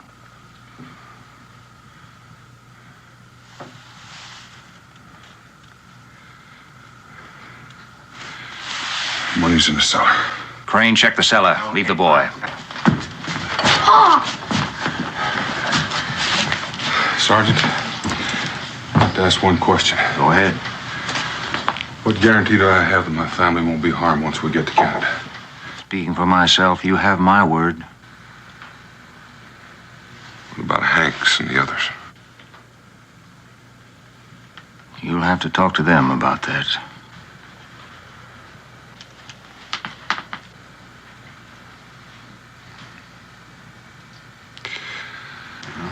Looks like we'll be going to Canada. Hold it right there, Mr. Boone. I need you. But I don't need you that much that I won't kill you.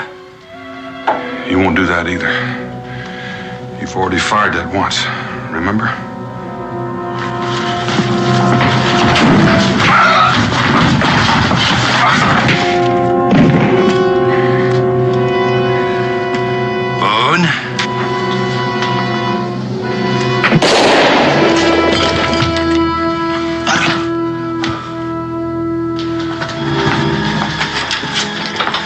Stay back.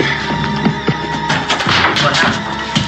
Thank Private Crane. Put your rifle and the money right down there. Easy.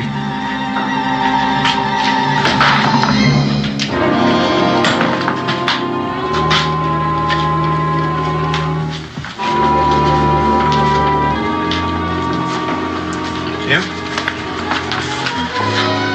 Yeah, I'm sorry. I'm really sorry, but I didn't mean to go against you. They'd have shot Boone.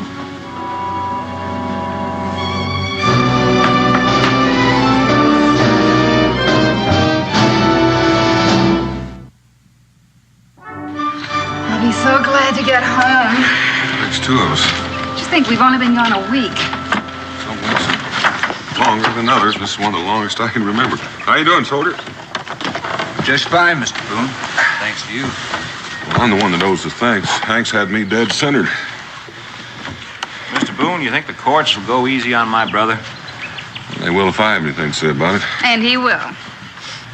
I was just thinking, you're the only man I know who can say the luckiest day of his life was the day he was bitten by a rattlesnake. All right, Israel. Let him go.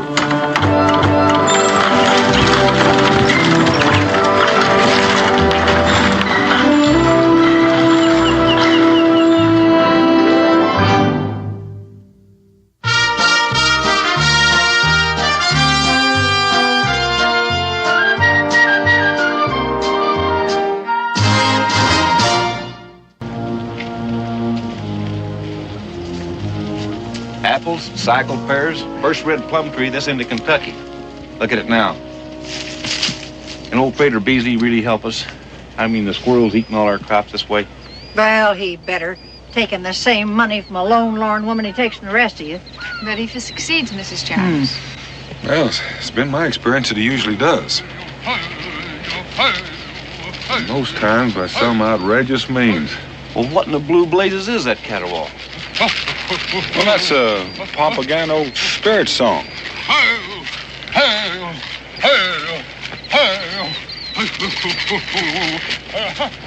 Heathen spirits in the presence of our children?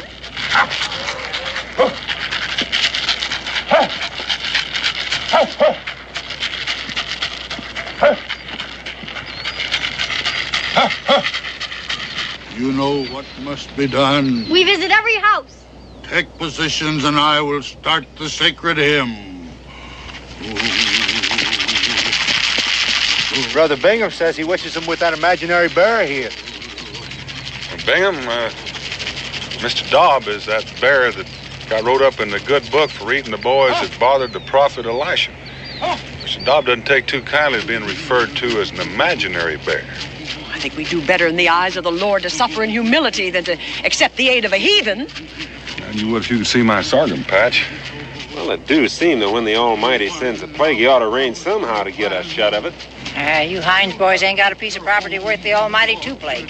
Well, no, ma'am, but you never know where lightning will strike. Huh? Hey!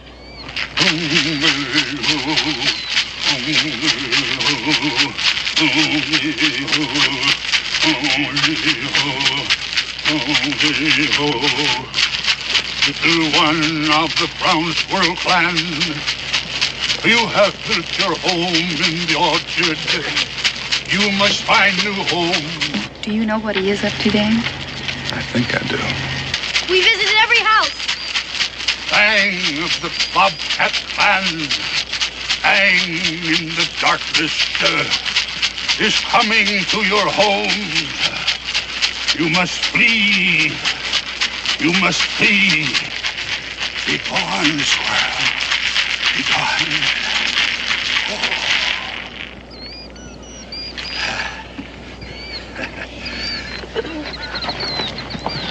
Listen, you old fraud, if you think I'm going to pay out good money for a show like that, you... Sir, by tomorrow morning, there won't be a squirrel left in the whole neighborhood, I promise.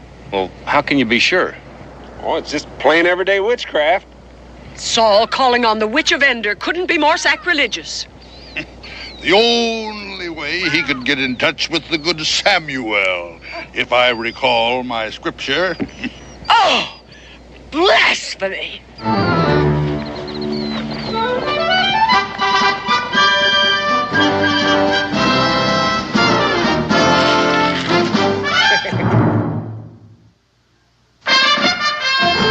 Daniel Boone was a man, yes, a big man, with an eye like an eagle and as tall as a mountain was he. Daniel Boone was a man, yes, a big man. He was brave, he was fearless, and as tough as a mighty oak tree. From the coonskin cap on the top of old Dan to the heel of his rawhide shoe, the rippinest, roaringest, fightingest man the frontier ever knew. Daniel Boone was a man, yes, a big man, and he fought for America to make all Americans free. What a Boone had to do and what a dream come true was he.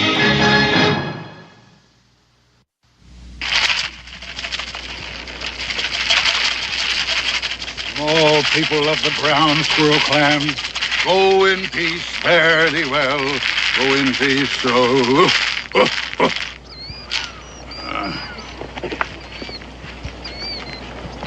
You rid of your plague, Mr. Cowell? Well, I sure pray that it is. Well, you've seen the result at the Morse Orchard. Well, I wash my hands of it.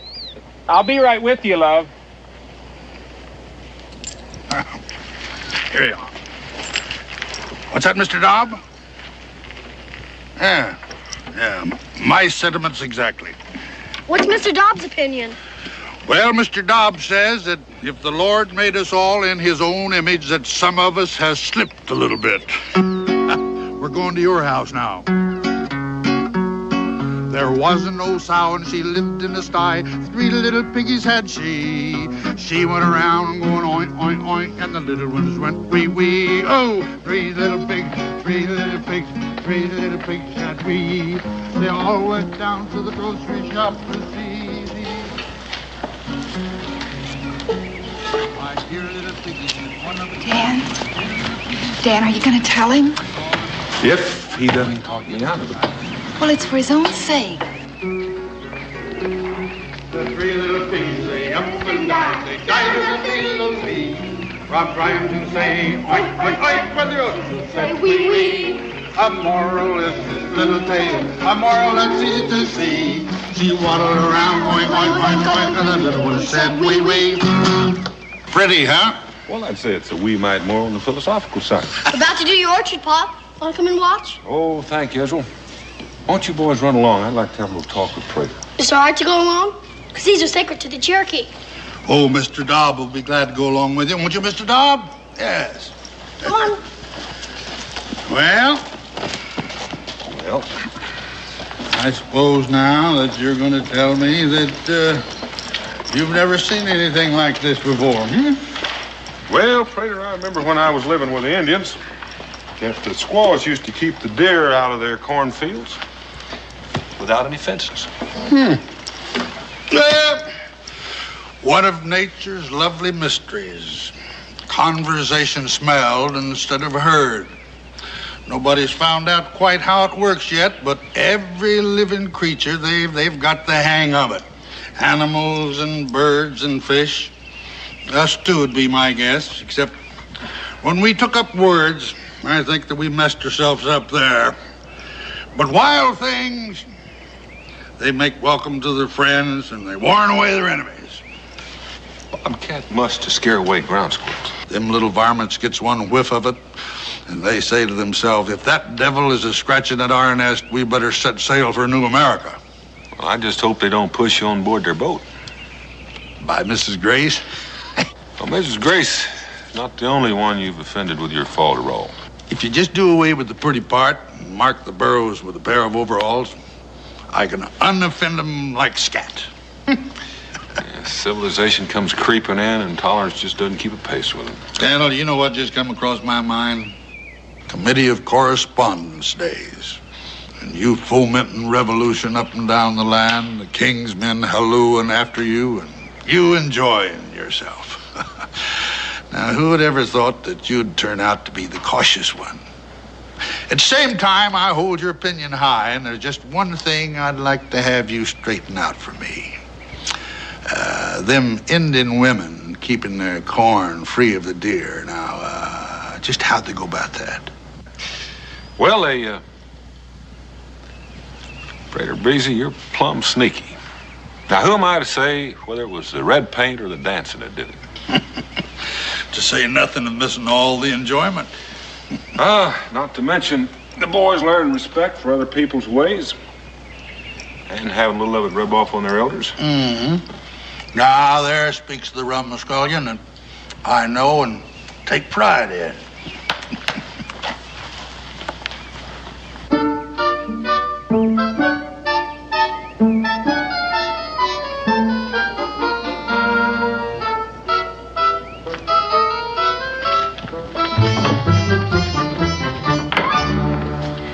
I'll be with you in a minute, ladies. Just come on in, look around. In the meantime, you might find something you want. We are calling on you as the magistrate. Now, say, you Hineses, step away from the judge's bench. Most your grandchildren are going to have to wait. Now, Mrs. Grace, what miscreant are you charging? Prater Beasley. Prater Beasley? Prater Beasley. The same Prater Beasley that just rid your homestead of a plague of squirrels? You didn't see how he did it. We did. First time, leastways. It was pure blasphemy, and it involved innocent children. You know, that's what Bingham means to say. Now, you Hineses, just tend to your swelling. Now, Mrs. Grace, I am a little weak on law, but a bull ox on equity. Now, that's a platform I run and was elected on. Now, when a man has done you good and you want him locked up because you don't like the duds he done it in or who he chose to help him out, I just can't go along with you women. You mean you don't want to? Want to? I've been magistrate for 3 weeks, and all I've had out of it is to make Mrs. Jones a widow. Is her poor husband dead at last? He has been gone the past 7 years and not a peep out of him. Oh, can't say I blame him. That woman's a terror. Mr. Hines, for shame. What happens to the farm? It's hers. Miss Jones? Widow Jones, poor dear. In 30 days, she puts a stone up in the churchyard, and everything he had is hers. Come on, S. I ain't finished yet. Now you are. Come on. Well, that'll clear some of the air around here. Has she ordered the black for her mourning? Nope. And there's one widow I don't expect to sell her none. She's probably so overcome with grief she's forgotten the proprieties, poor thing. We'll go and call on her. You drunk up half my rum. Ah, what's a gill of rum to a man on the point of becoming rich? Shh. Huh? Remember what I said the other day? Lightning is striking, we'd have fields and plagues just like everybody else. Well, it's happened. The widow Jones is a rich widow. She's gonna need a man to protect her. You gonna marry her? Yes, when the good Lord handed out the brains in our family, he sure did pass you by. Well, any fool can see you're a born husband. You listen here. Mom always said... Now, look, I'll be right beside you to advise you and help you, and we'll share just like we always have, huh? Now, come on. We got the inside track. We don't want anyone squeezing in ahead of us. Well, come on.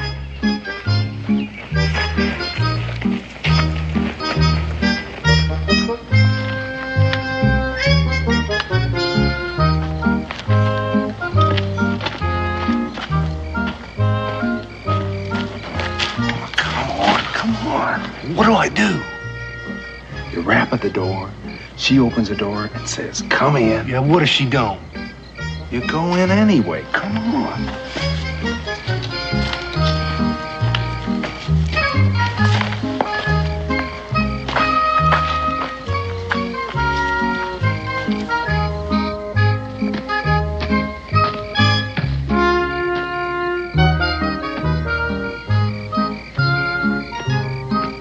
Here, give her these. Women like them when they're getting courted. Look, as soon as you're inside, you shut the door. Then you put your arms around her like this and tell her that you've come to woo. Our Sunday coat's kind of tight. That's the way it's supposed to be when you're dressed up. Now go on.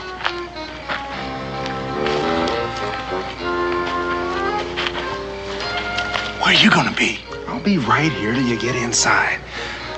Then I think I'll take a walk down by the barn and look over our new livestock. Well, go on.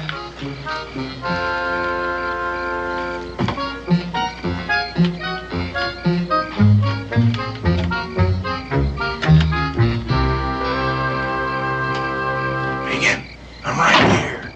Don't be scared. Come on.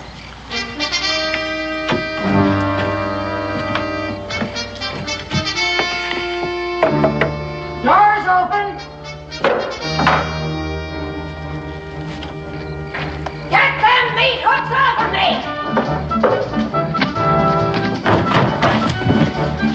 And stay out!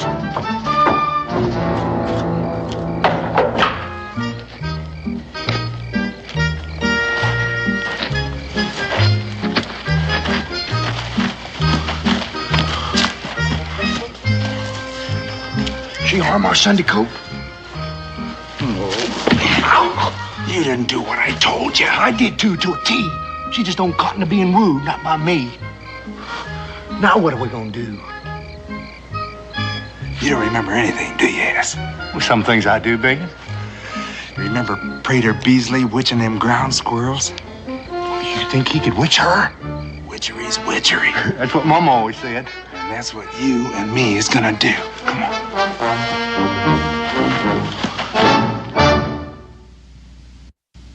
Rot-the-plon, rot-the-plon, plon, plon, plon, plon. Rot-the-plon, rot-the-plon, plon, plon, plon, plon. Well, got your mothers keep you at home, boys? I guess not. Be careful there. Don't step on Mr. Dobb. Where is he? You're on the whiskey still. That's what keeps it so shiny. Mr. Dobb, why don't you just come along up here. That's right. Come up here and get next to the fire and get warm. Well, welcome, boys.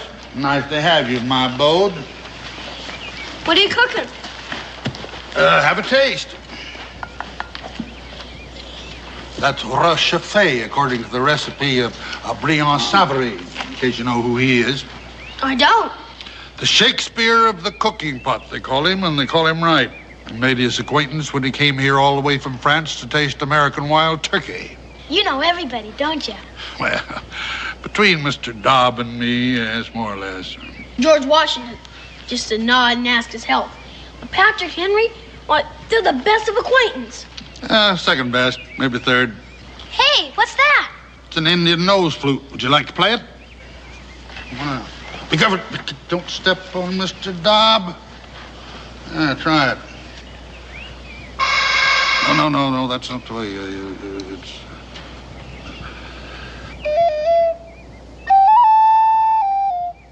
It's an acquired taste unless you were Indian born, which you were not. Here's something a little more fitting for your education. Play the one about our Polly. What's up, Mr. Dobb? Mr. Dobb says if I continue to scandalize you young'un with unrespectable singing, that he may have to consume some of your elders to save my careless neck.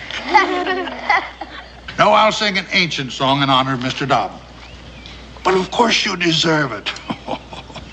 He's modest withal.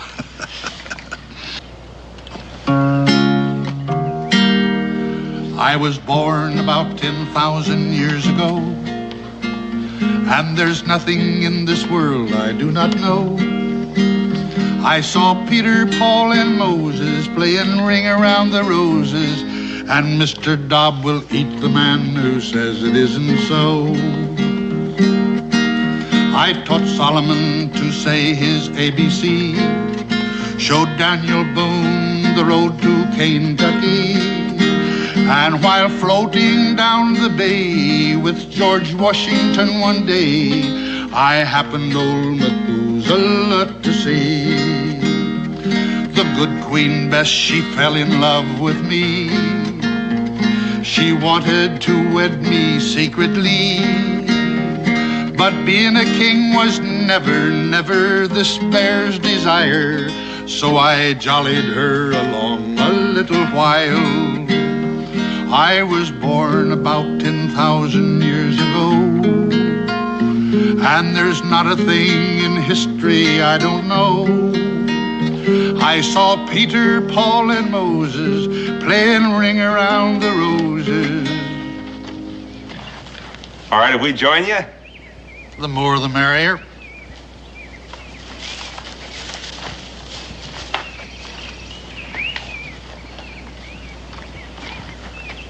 All this stuff magic? Well, there's a lot of magic in everything, even being alive. What'd I tell you? Something I can do for you? Well, now, maybe you can and maybe you can't. It's private. We're Predator Beasley's helper-outers. Well, the fact is, Brother S is getting himself married. To the widow Jones. No, she's not officially a widow yet, is she? Close enough for getting wooed. Well, if she says so, I guess it's all right. Well, there, see now. There you put your finger on the rub. Oh, you mean she says no? Well, she don't quite know our intentions yet in full. She throwed me out when I smooched her. There ain't nothing funny in that. She played hob with our Sunday coat. That's why we need the hex. What? To win her farm and affections. Oh, you mean a love filter? Yeah, that's it, a potion. I'm afraid that's a little out of my line.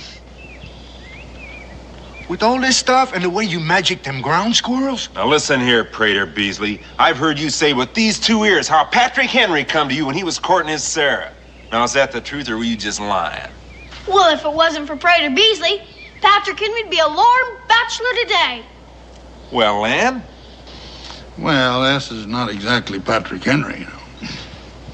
Oh, you mean because you think we're poor? Show 'em, baby. Yeah.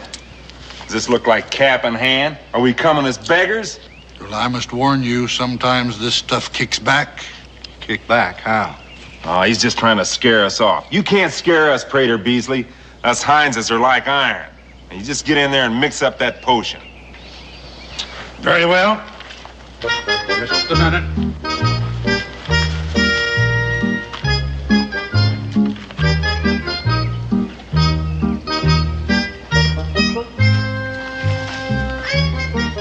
Look at all that stuff.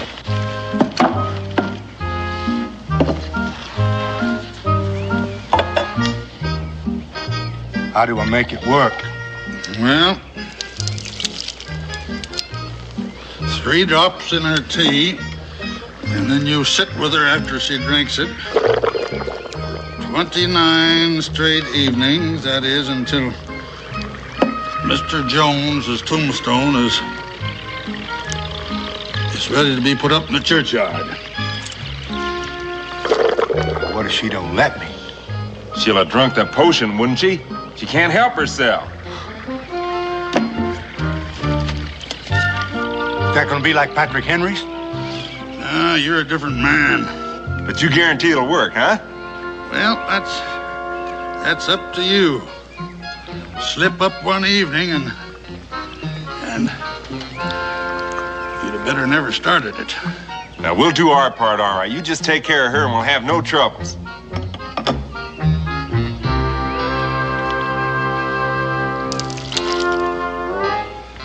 Be very careful with it. Take it. Here you are. It's on the house.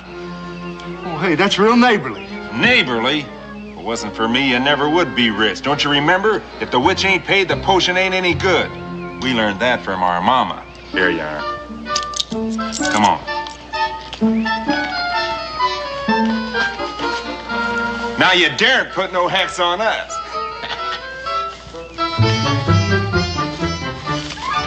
Do you think that'll really work? Well, I'll tell you, Israel.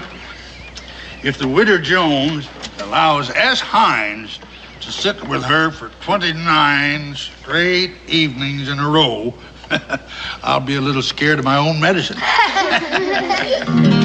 Then I said Queen Bess goodbye, no matter how you curse and cry.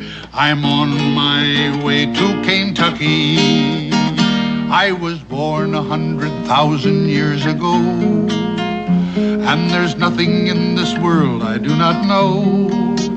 I saw Peter, Paul, and Moses playing Ring Around the Roses, and I'll shoot the man who says it isn't so.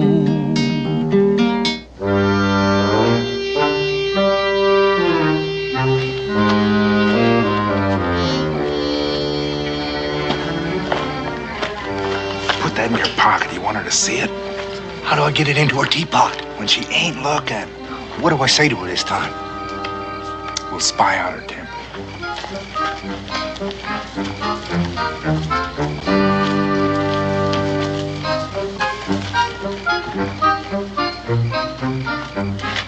Glory be, she ain't home. How do I woo her? You sneak in and sneak the potion into her teapot. Well, what if she comes back? I'll give you a signal, and you flip out the window before she comes in the door. Now go on, I'm watching out for you.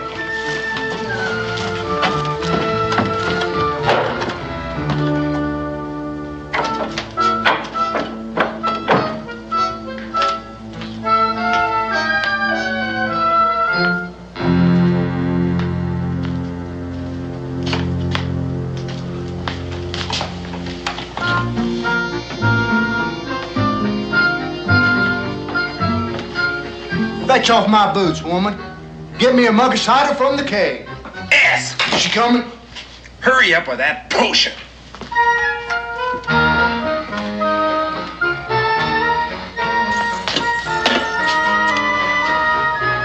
1, 2, oh my good Lord.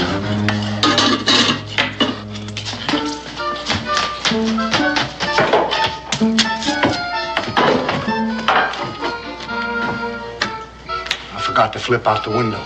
I didn't even signal you. Just in the nick of time.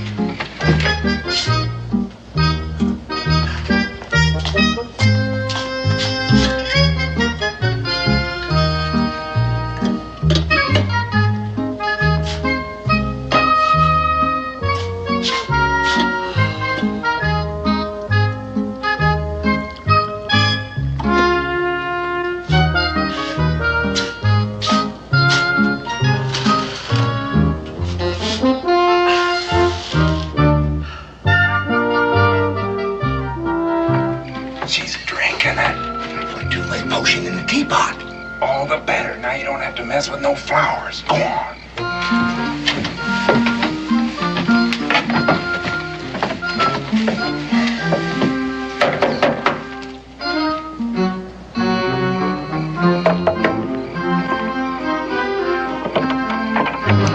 You! No. Come on in.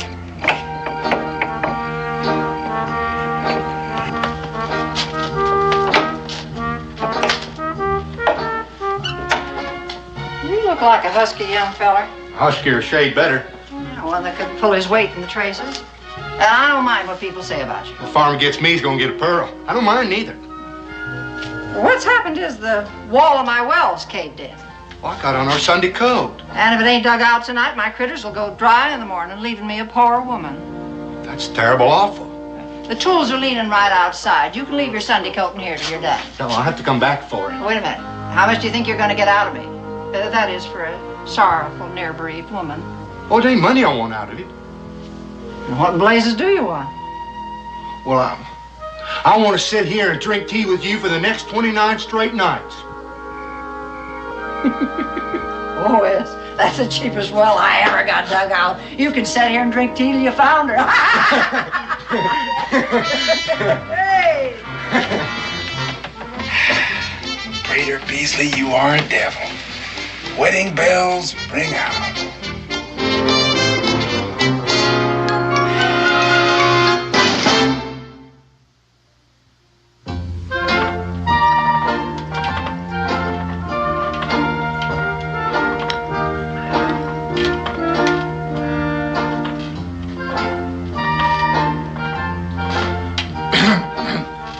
What was that?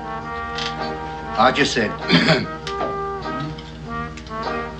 I'm dogged if I can figure you out.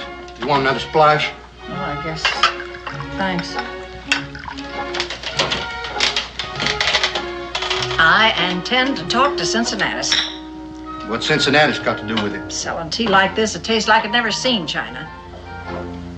Mine tastes like it's seen China. We're drinking out of the same pot. It's worse than I thought.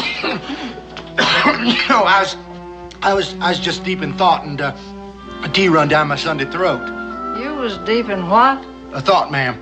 As sure as I sitting there, I thought the wood pile is running awful low, and you getting ready to cook a big meal with no more wood and a jackrabbit.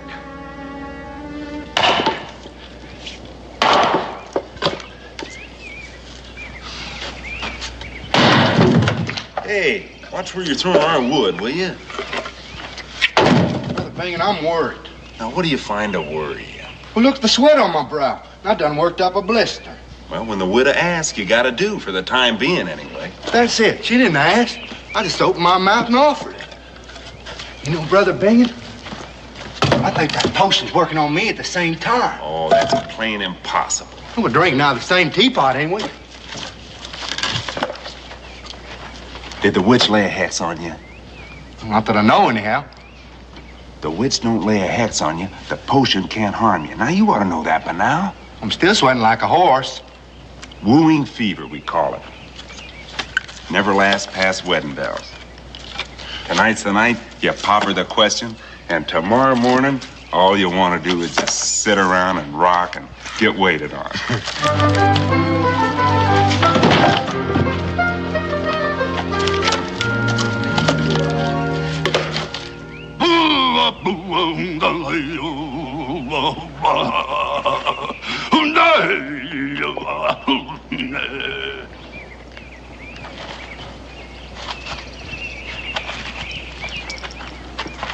Flower of the dogwood, sing to my nostrils.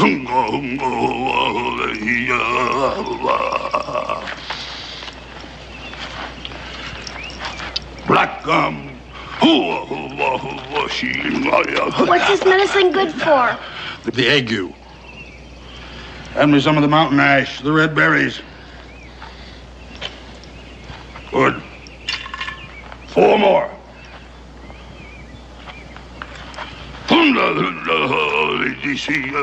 Red like the fire.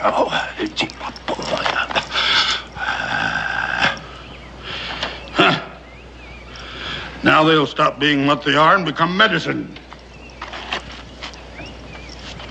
You know, I thought about becoming a doctor. Must have had to go to Yale College. Yale College? That's a good place, but they go a little bit too much by the book. That's how you're supposed to learn. Well, Mr. Dobbs says that you learn by living.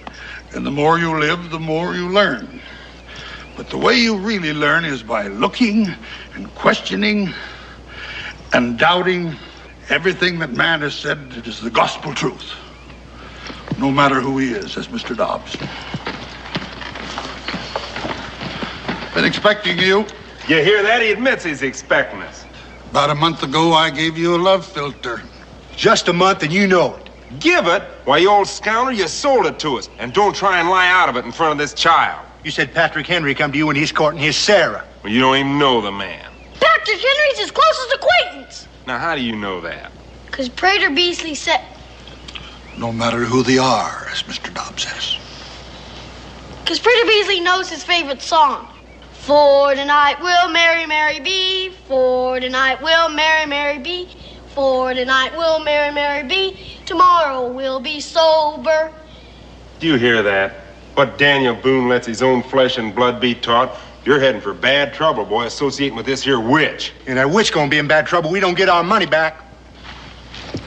Return the filter and the money is yours. You know we can't do that. We can't do that. I put it in the widow's tea. All of it? And 3 drops every night, then I sat with her. Except one time I put too much in by mistake. I sat with her for 29 straight nights. Your powers are greater than you thought. Yes, if you succeeded in doing that. But you ought to ask for her hand. She ain't got no hand. She ain't a widow anymore.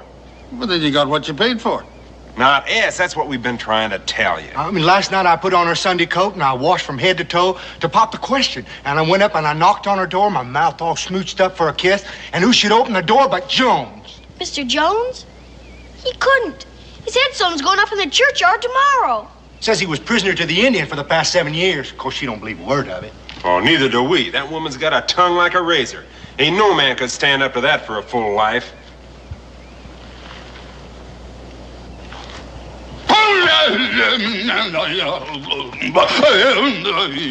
There's nae luck about the house, says Sister Jones-a-wa. There's nae luck about the house with Mr. Jones-a-wa. No luck when he's gone. What do you mean by that? That, as Israel puts it, my powers are greater than I thought. I compounded a filter that brought a man from the grave back to life. What's that, Mr. Dobb? Oh, Mr. Dobb. He likens me to the prophet Elijah, restoring the widow's son to life. Jones wasn't dead. Well, even if he was, it was our money.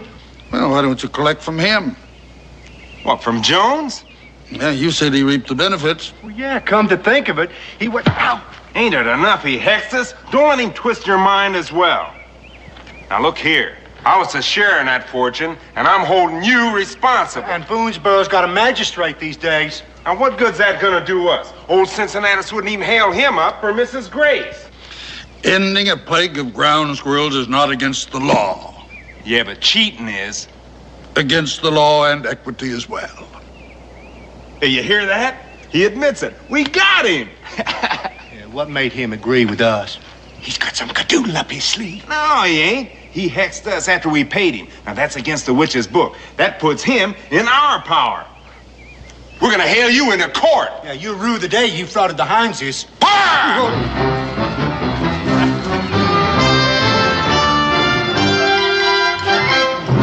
You gave them the idea. Well, that's why we fought the revolution. What, so those diddlers can make you look like the criminal? No, so every man can have his day in court, and disputes between Americans be settled according to the evidence. Mrs. Gray sure's gonna kick up her heels into the jig when she hears about this. Don't think they could win, do you? Well, Ezra, I'll tell you. Mr. Dobb remembers Socrates sentenced to the hemlock, and Solon the lawgiver being kicked out of Athens into exile, to say nothing of some latter-day events which would embarrass me to mention. Now, Mr. Dobbs believes that Boonesboro's first trial will be a great experiment in law and equity at the inside. Prominently.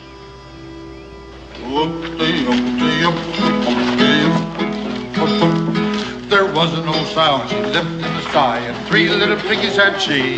She waddled around going oink, oink, oink. And Profane music at a time like this.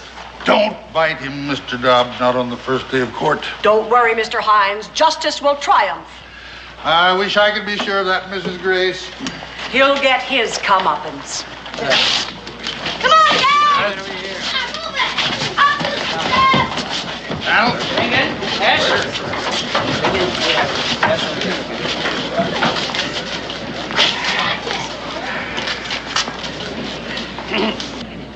All right, this court is now open for business. Now, as you no doubt remember from my campaign, I am a little weak on law. But you're a bullocks on equity. Yay! Excuse me, Your Honor. However, I have been studying up on the law as such, and I have made a few important points. The first point being that you have your choice. Now, you can be tried by me or by a jury of 12 good men and true. O'Grady will be one. Daniel, you're a legislator. What? The defense has a right to choose. Yes. The defense has a right to choose, and that's as it ought to be. Your Honor, I trust your equity and your fairness, so I'll be tried by you. Thank you, and I will do my level best to be fair for all concerned. Now, point number 2. You all have the right to be spoke for by real lawyers, even though there ain't a real lawyer this side of Lexington. Well, we don't need no lawyer to tell us. Your Honor, I'll plead my own case. Well, then we can get right down to the nub. Mr. Clerk. Your Honor. Thank you. Now, this is the case of Prater Bisley. He's being sued for cheating and otherwise finagling. S. Hines must be what this means to say. That's Bingen Hines et al. Well, that's what it says here, but it don't fit the case.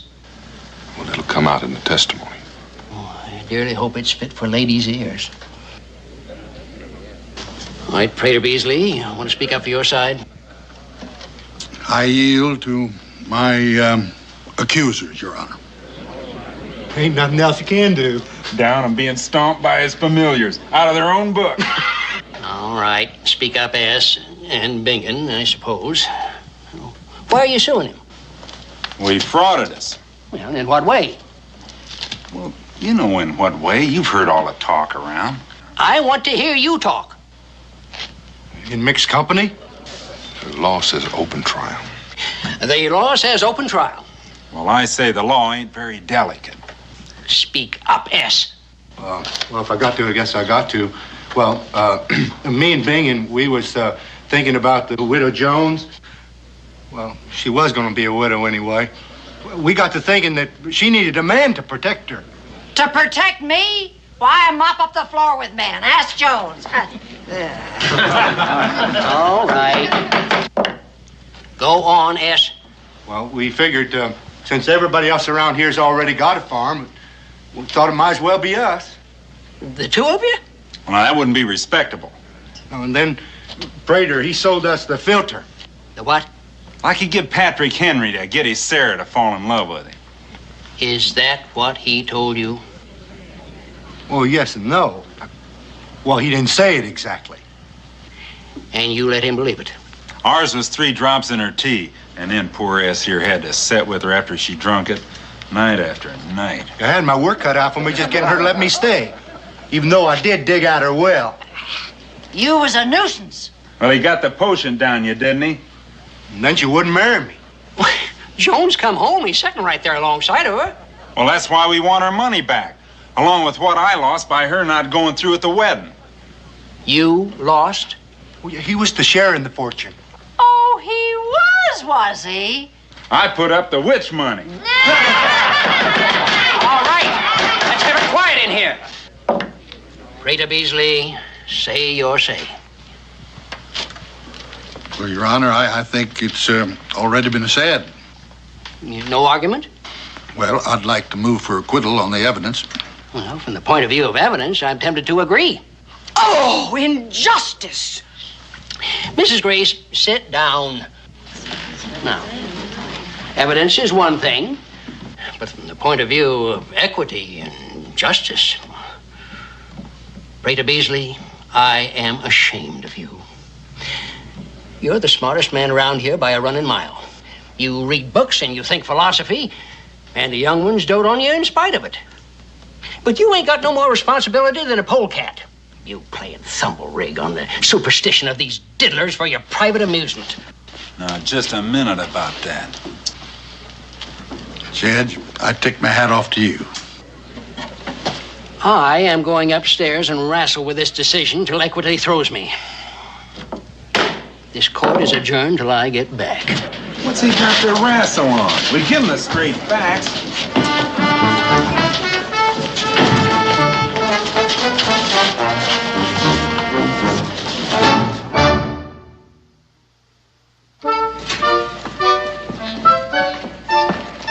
I thought we had the case won when he admitted we had equity. Equity? That's just talk. That whole crowd's in cahoots. Need a miracle to win. If we had enough money left, we could get Prater Beasley to work up one for us. Just let me think, will you? How long can it take that man to arrive at a simple fact? Well, he may not find it that simple. Mrs. Boone, you are a woman. We all should take a warning. 7 great towns in Greece, 'tis said, claimed Homer's birth when he was dead, through which alive he begged his bread. We could just walk out and leave him high and dry. Now, what good would that do us? Huh? Gentlemen, do you know where I can find Dan Boone? Oh, he lives out there someplace. Oh, he isn't at home. I thought he might have come down to the fort. Well, I can knock on doors. Somebody may know. Here. We ain't buying nothing. Oh, they're free. I'm running for Congress. As long as they don't cost. Patrick Henry. Hey, you really him? Yes, I really am. You gonna tell him after all? We got our miracle, you oaf. How do you suppose a man of Patrick Henry's prominence is gonna feel when he finds out an old loony claims he couldn't make hay with his own sweetheart without witchery? Oh, Patrick Henry's gonna be mad as hops. You're gonna be mad as hops.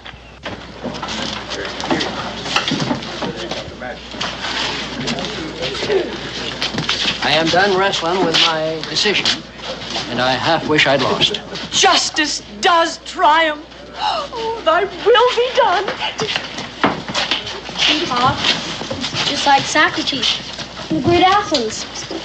Well, not quite, son. Why don't you go there and sit down next to your mom? Sure. The Hineses are not yet in court, Your Honor. Thank you, Mr. Clark.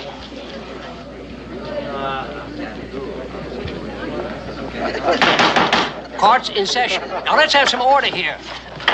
Hold on! What? Hold back your decision. We got ourselves a new witness. His word's better than his bond. That this here polecat frauded and diddled just like he done us. Sit down. Done for and finished, ain't you? And your in cahoots can't stop it anymore. Sit down and be decorous. Your Honor, if I may, before the court proceed. Dan! Pat! Patrick! Becky! Oh. Who's he? Patrick Henry. What are you doing here? I'm running for Congress. I hope I can count on your support. Well, you don't need to ask. I can even make a speech for you. Well, with Daniel Boone orating for you, I guess you'd have no use for me and Mr. Dobb. Prater Beasley, why, you old polecat. Is Mr. Dobb with you? Just 1 inch and you'd have stepped on him. Oh, Mr. Dobb, I am so sorry. He doesn't know his own strength anymore. Israel? Israel? I used to know you. I know. I was a lot smaller then. Thank you. I'll remember that next time. This court is in session. I do apologize, Your Honor. An unexpected meeting with dear friends. Say, you are the old loony that's on trial here. I am that self-same old loony. Your Honor, Prater Beasley has not engaged me as his counsel, nor would I expect him to, but as a friend of court. Now, hold on. What kind of friend is that? Amicus curiae. Your Honor, may I speak? Go ahead. I'm as curious as anybody else. Your Honor, if not for Prater Beasley here, I'd be a lorn bachelor today. That means he didn't diddle them. Well, whatever Prater says is apt to be the truth, no matter how outrageous. I will not believe it. Oh, madam, picture me, a young fellow, head over heels in love and tongue-tied as a bashful coot. I'm sure you must remember from your own courtship. Well, Prater Beasley gave me a filter, distilled by his genius, and I quaffed a glass about so tall. Ours is for her to drink. Well, he told you the recipe's different according to the man. Don't interrupt the congressman.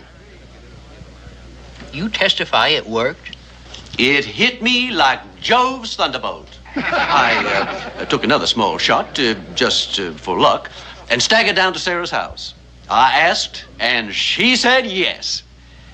By the way, you still have that still? Yes, and some of the finest branch water that ever trickled down a man's throat. Well, then, Your Honor. Case dismissed, court adjourned. This tavern is open for business. Kentucky wins over Great Athens! Hey!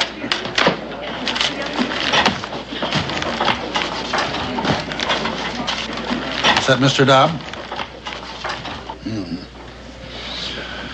Mr. Dobbs suggests that a drop of the hemlock can be salutary to the continued morals of the body politic. He hopes you're right about Kentucky, but he's not sure. Well, how about some of that branch water?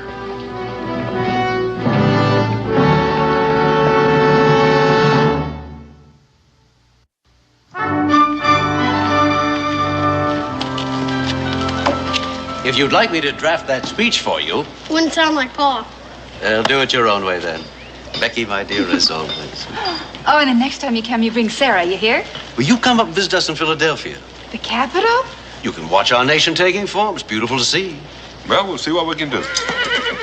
Well, he acts like he smelled a bear. Oh, t'other day, the Yankee folks were mad about the taxes.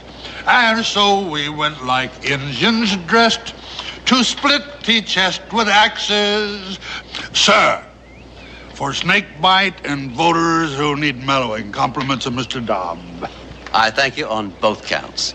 And you thank Mr. Dobb for me, too. This is going to come in mighty handy on some of these cold nights when I'm out there campaigning for Congress. Well, I'd better get at that, too. I got a lot of hands to shake over here at Idomax Stockade. Now, Israel, don't you let your folks leave you behind when they come up to Philadelphia. Don't worry, I won't. Bye. Pat?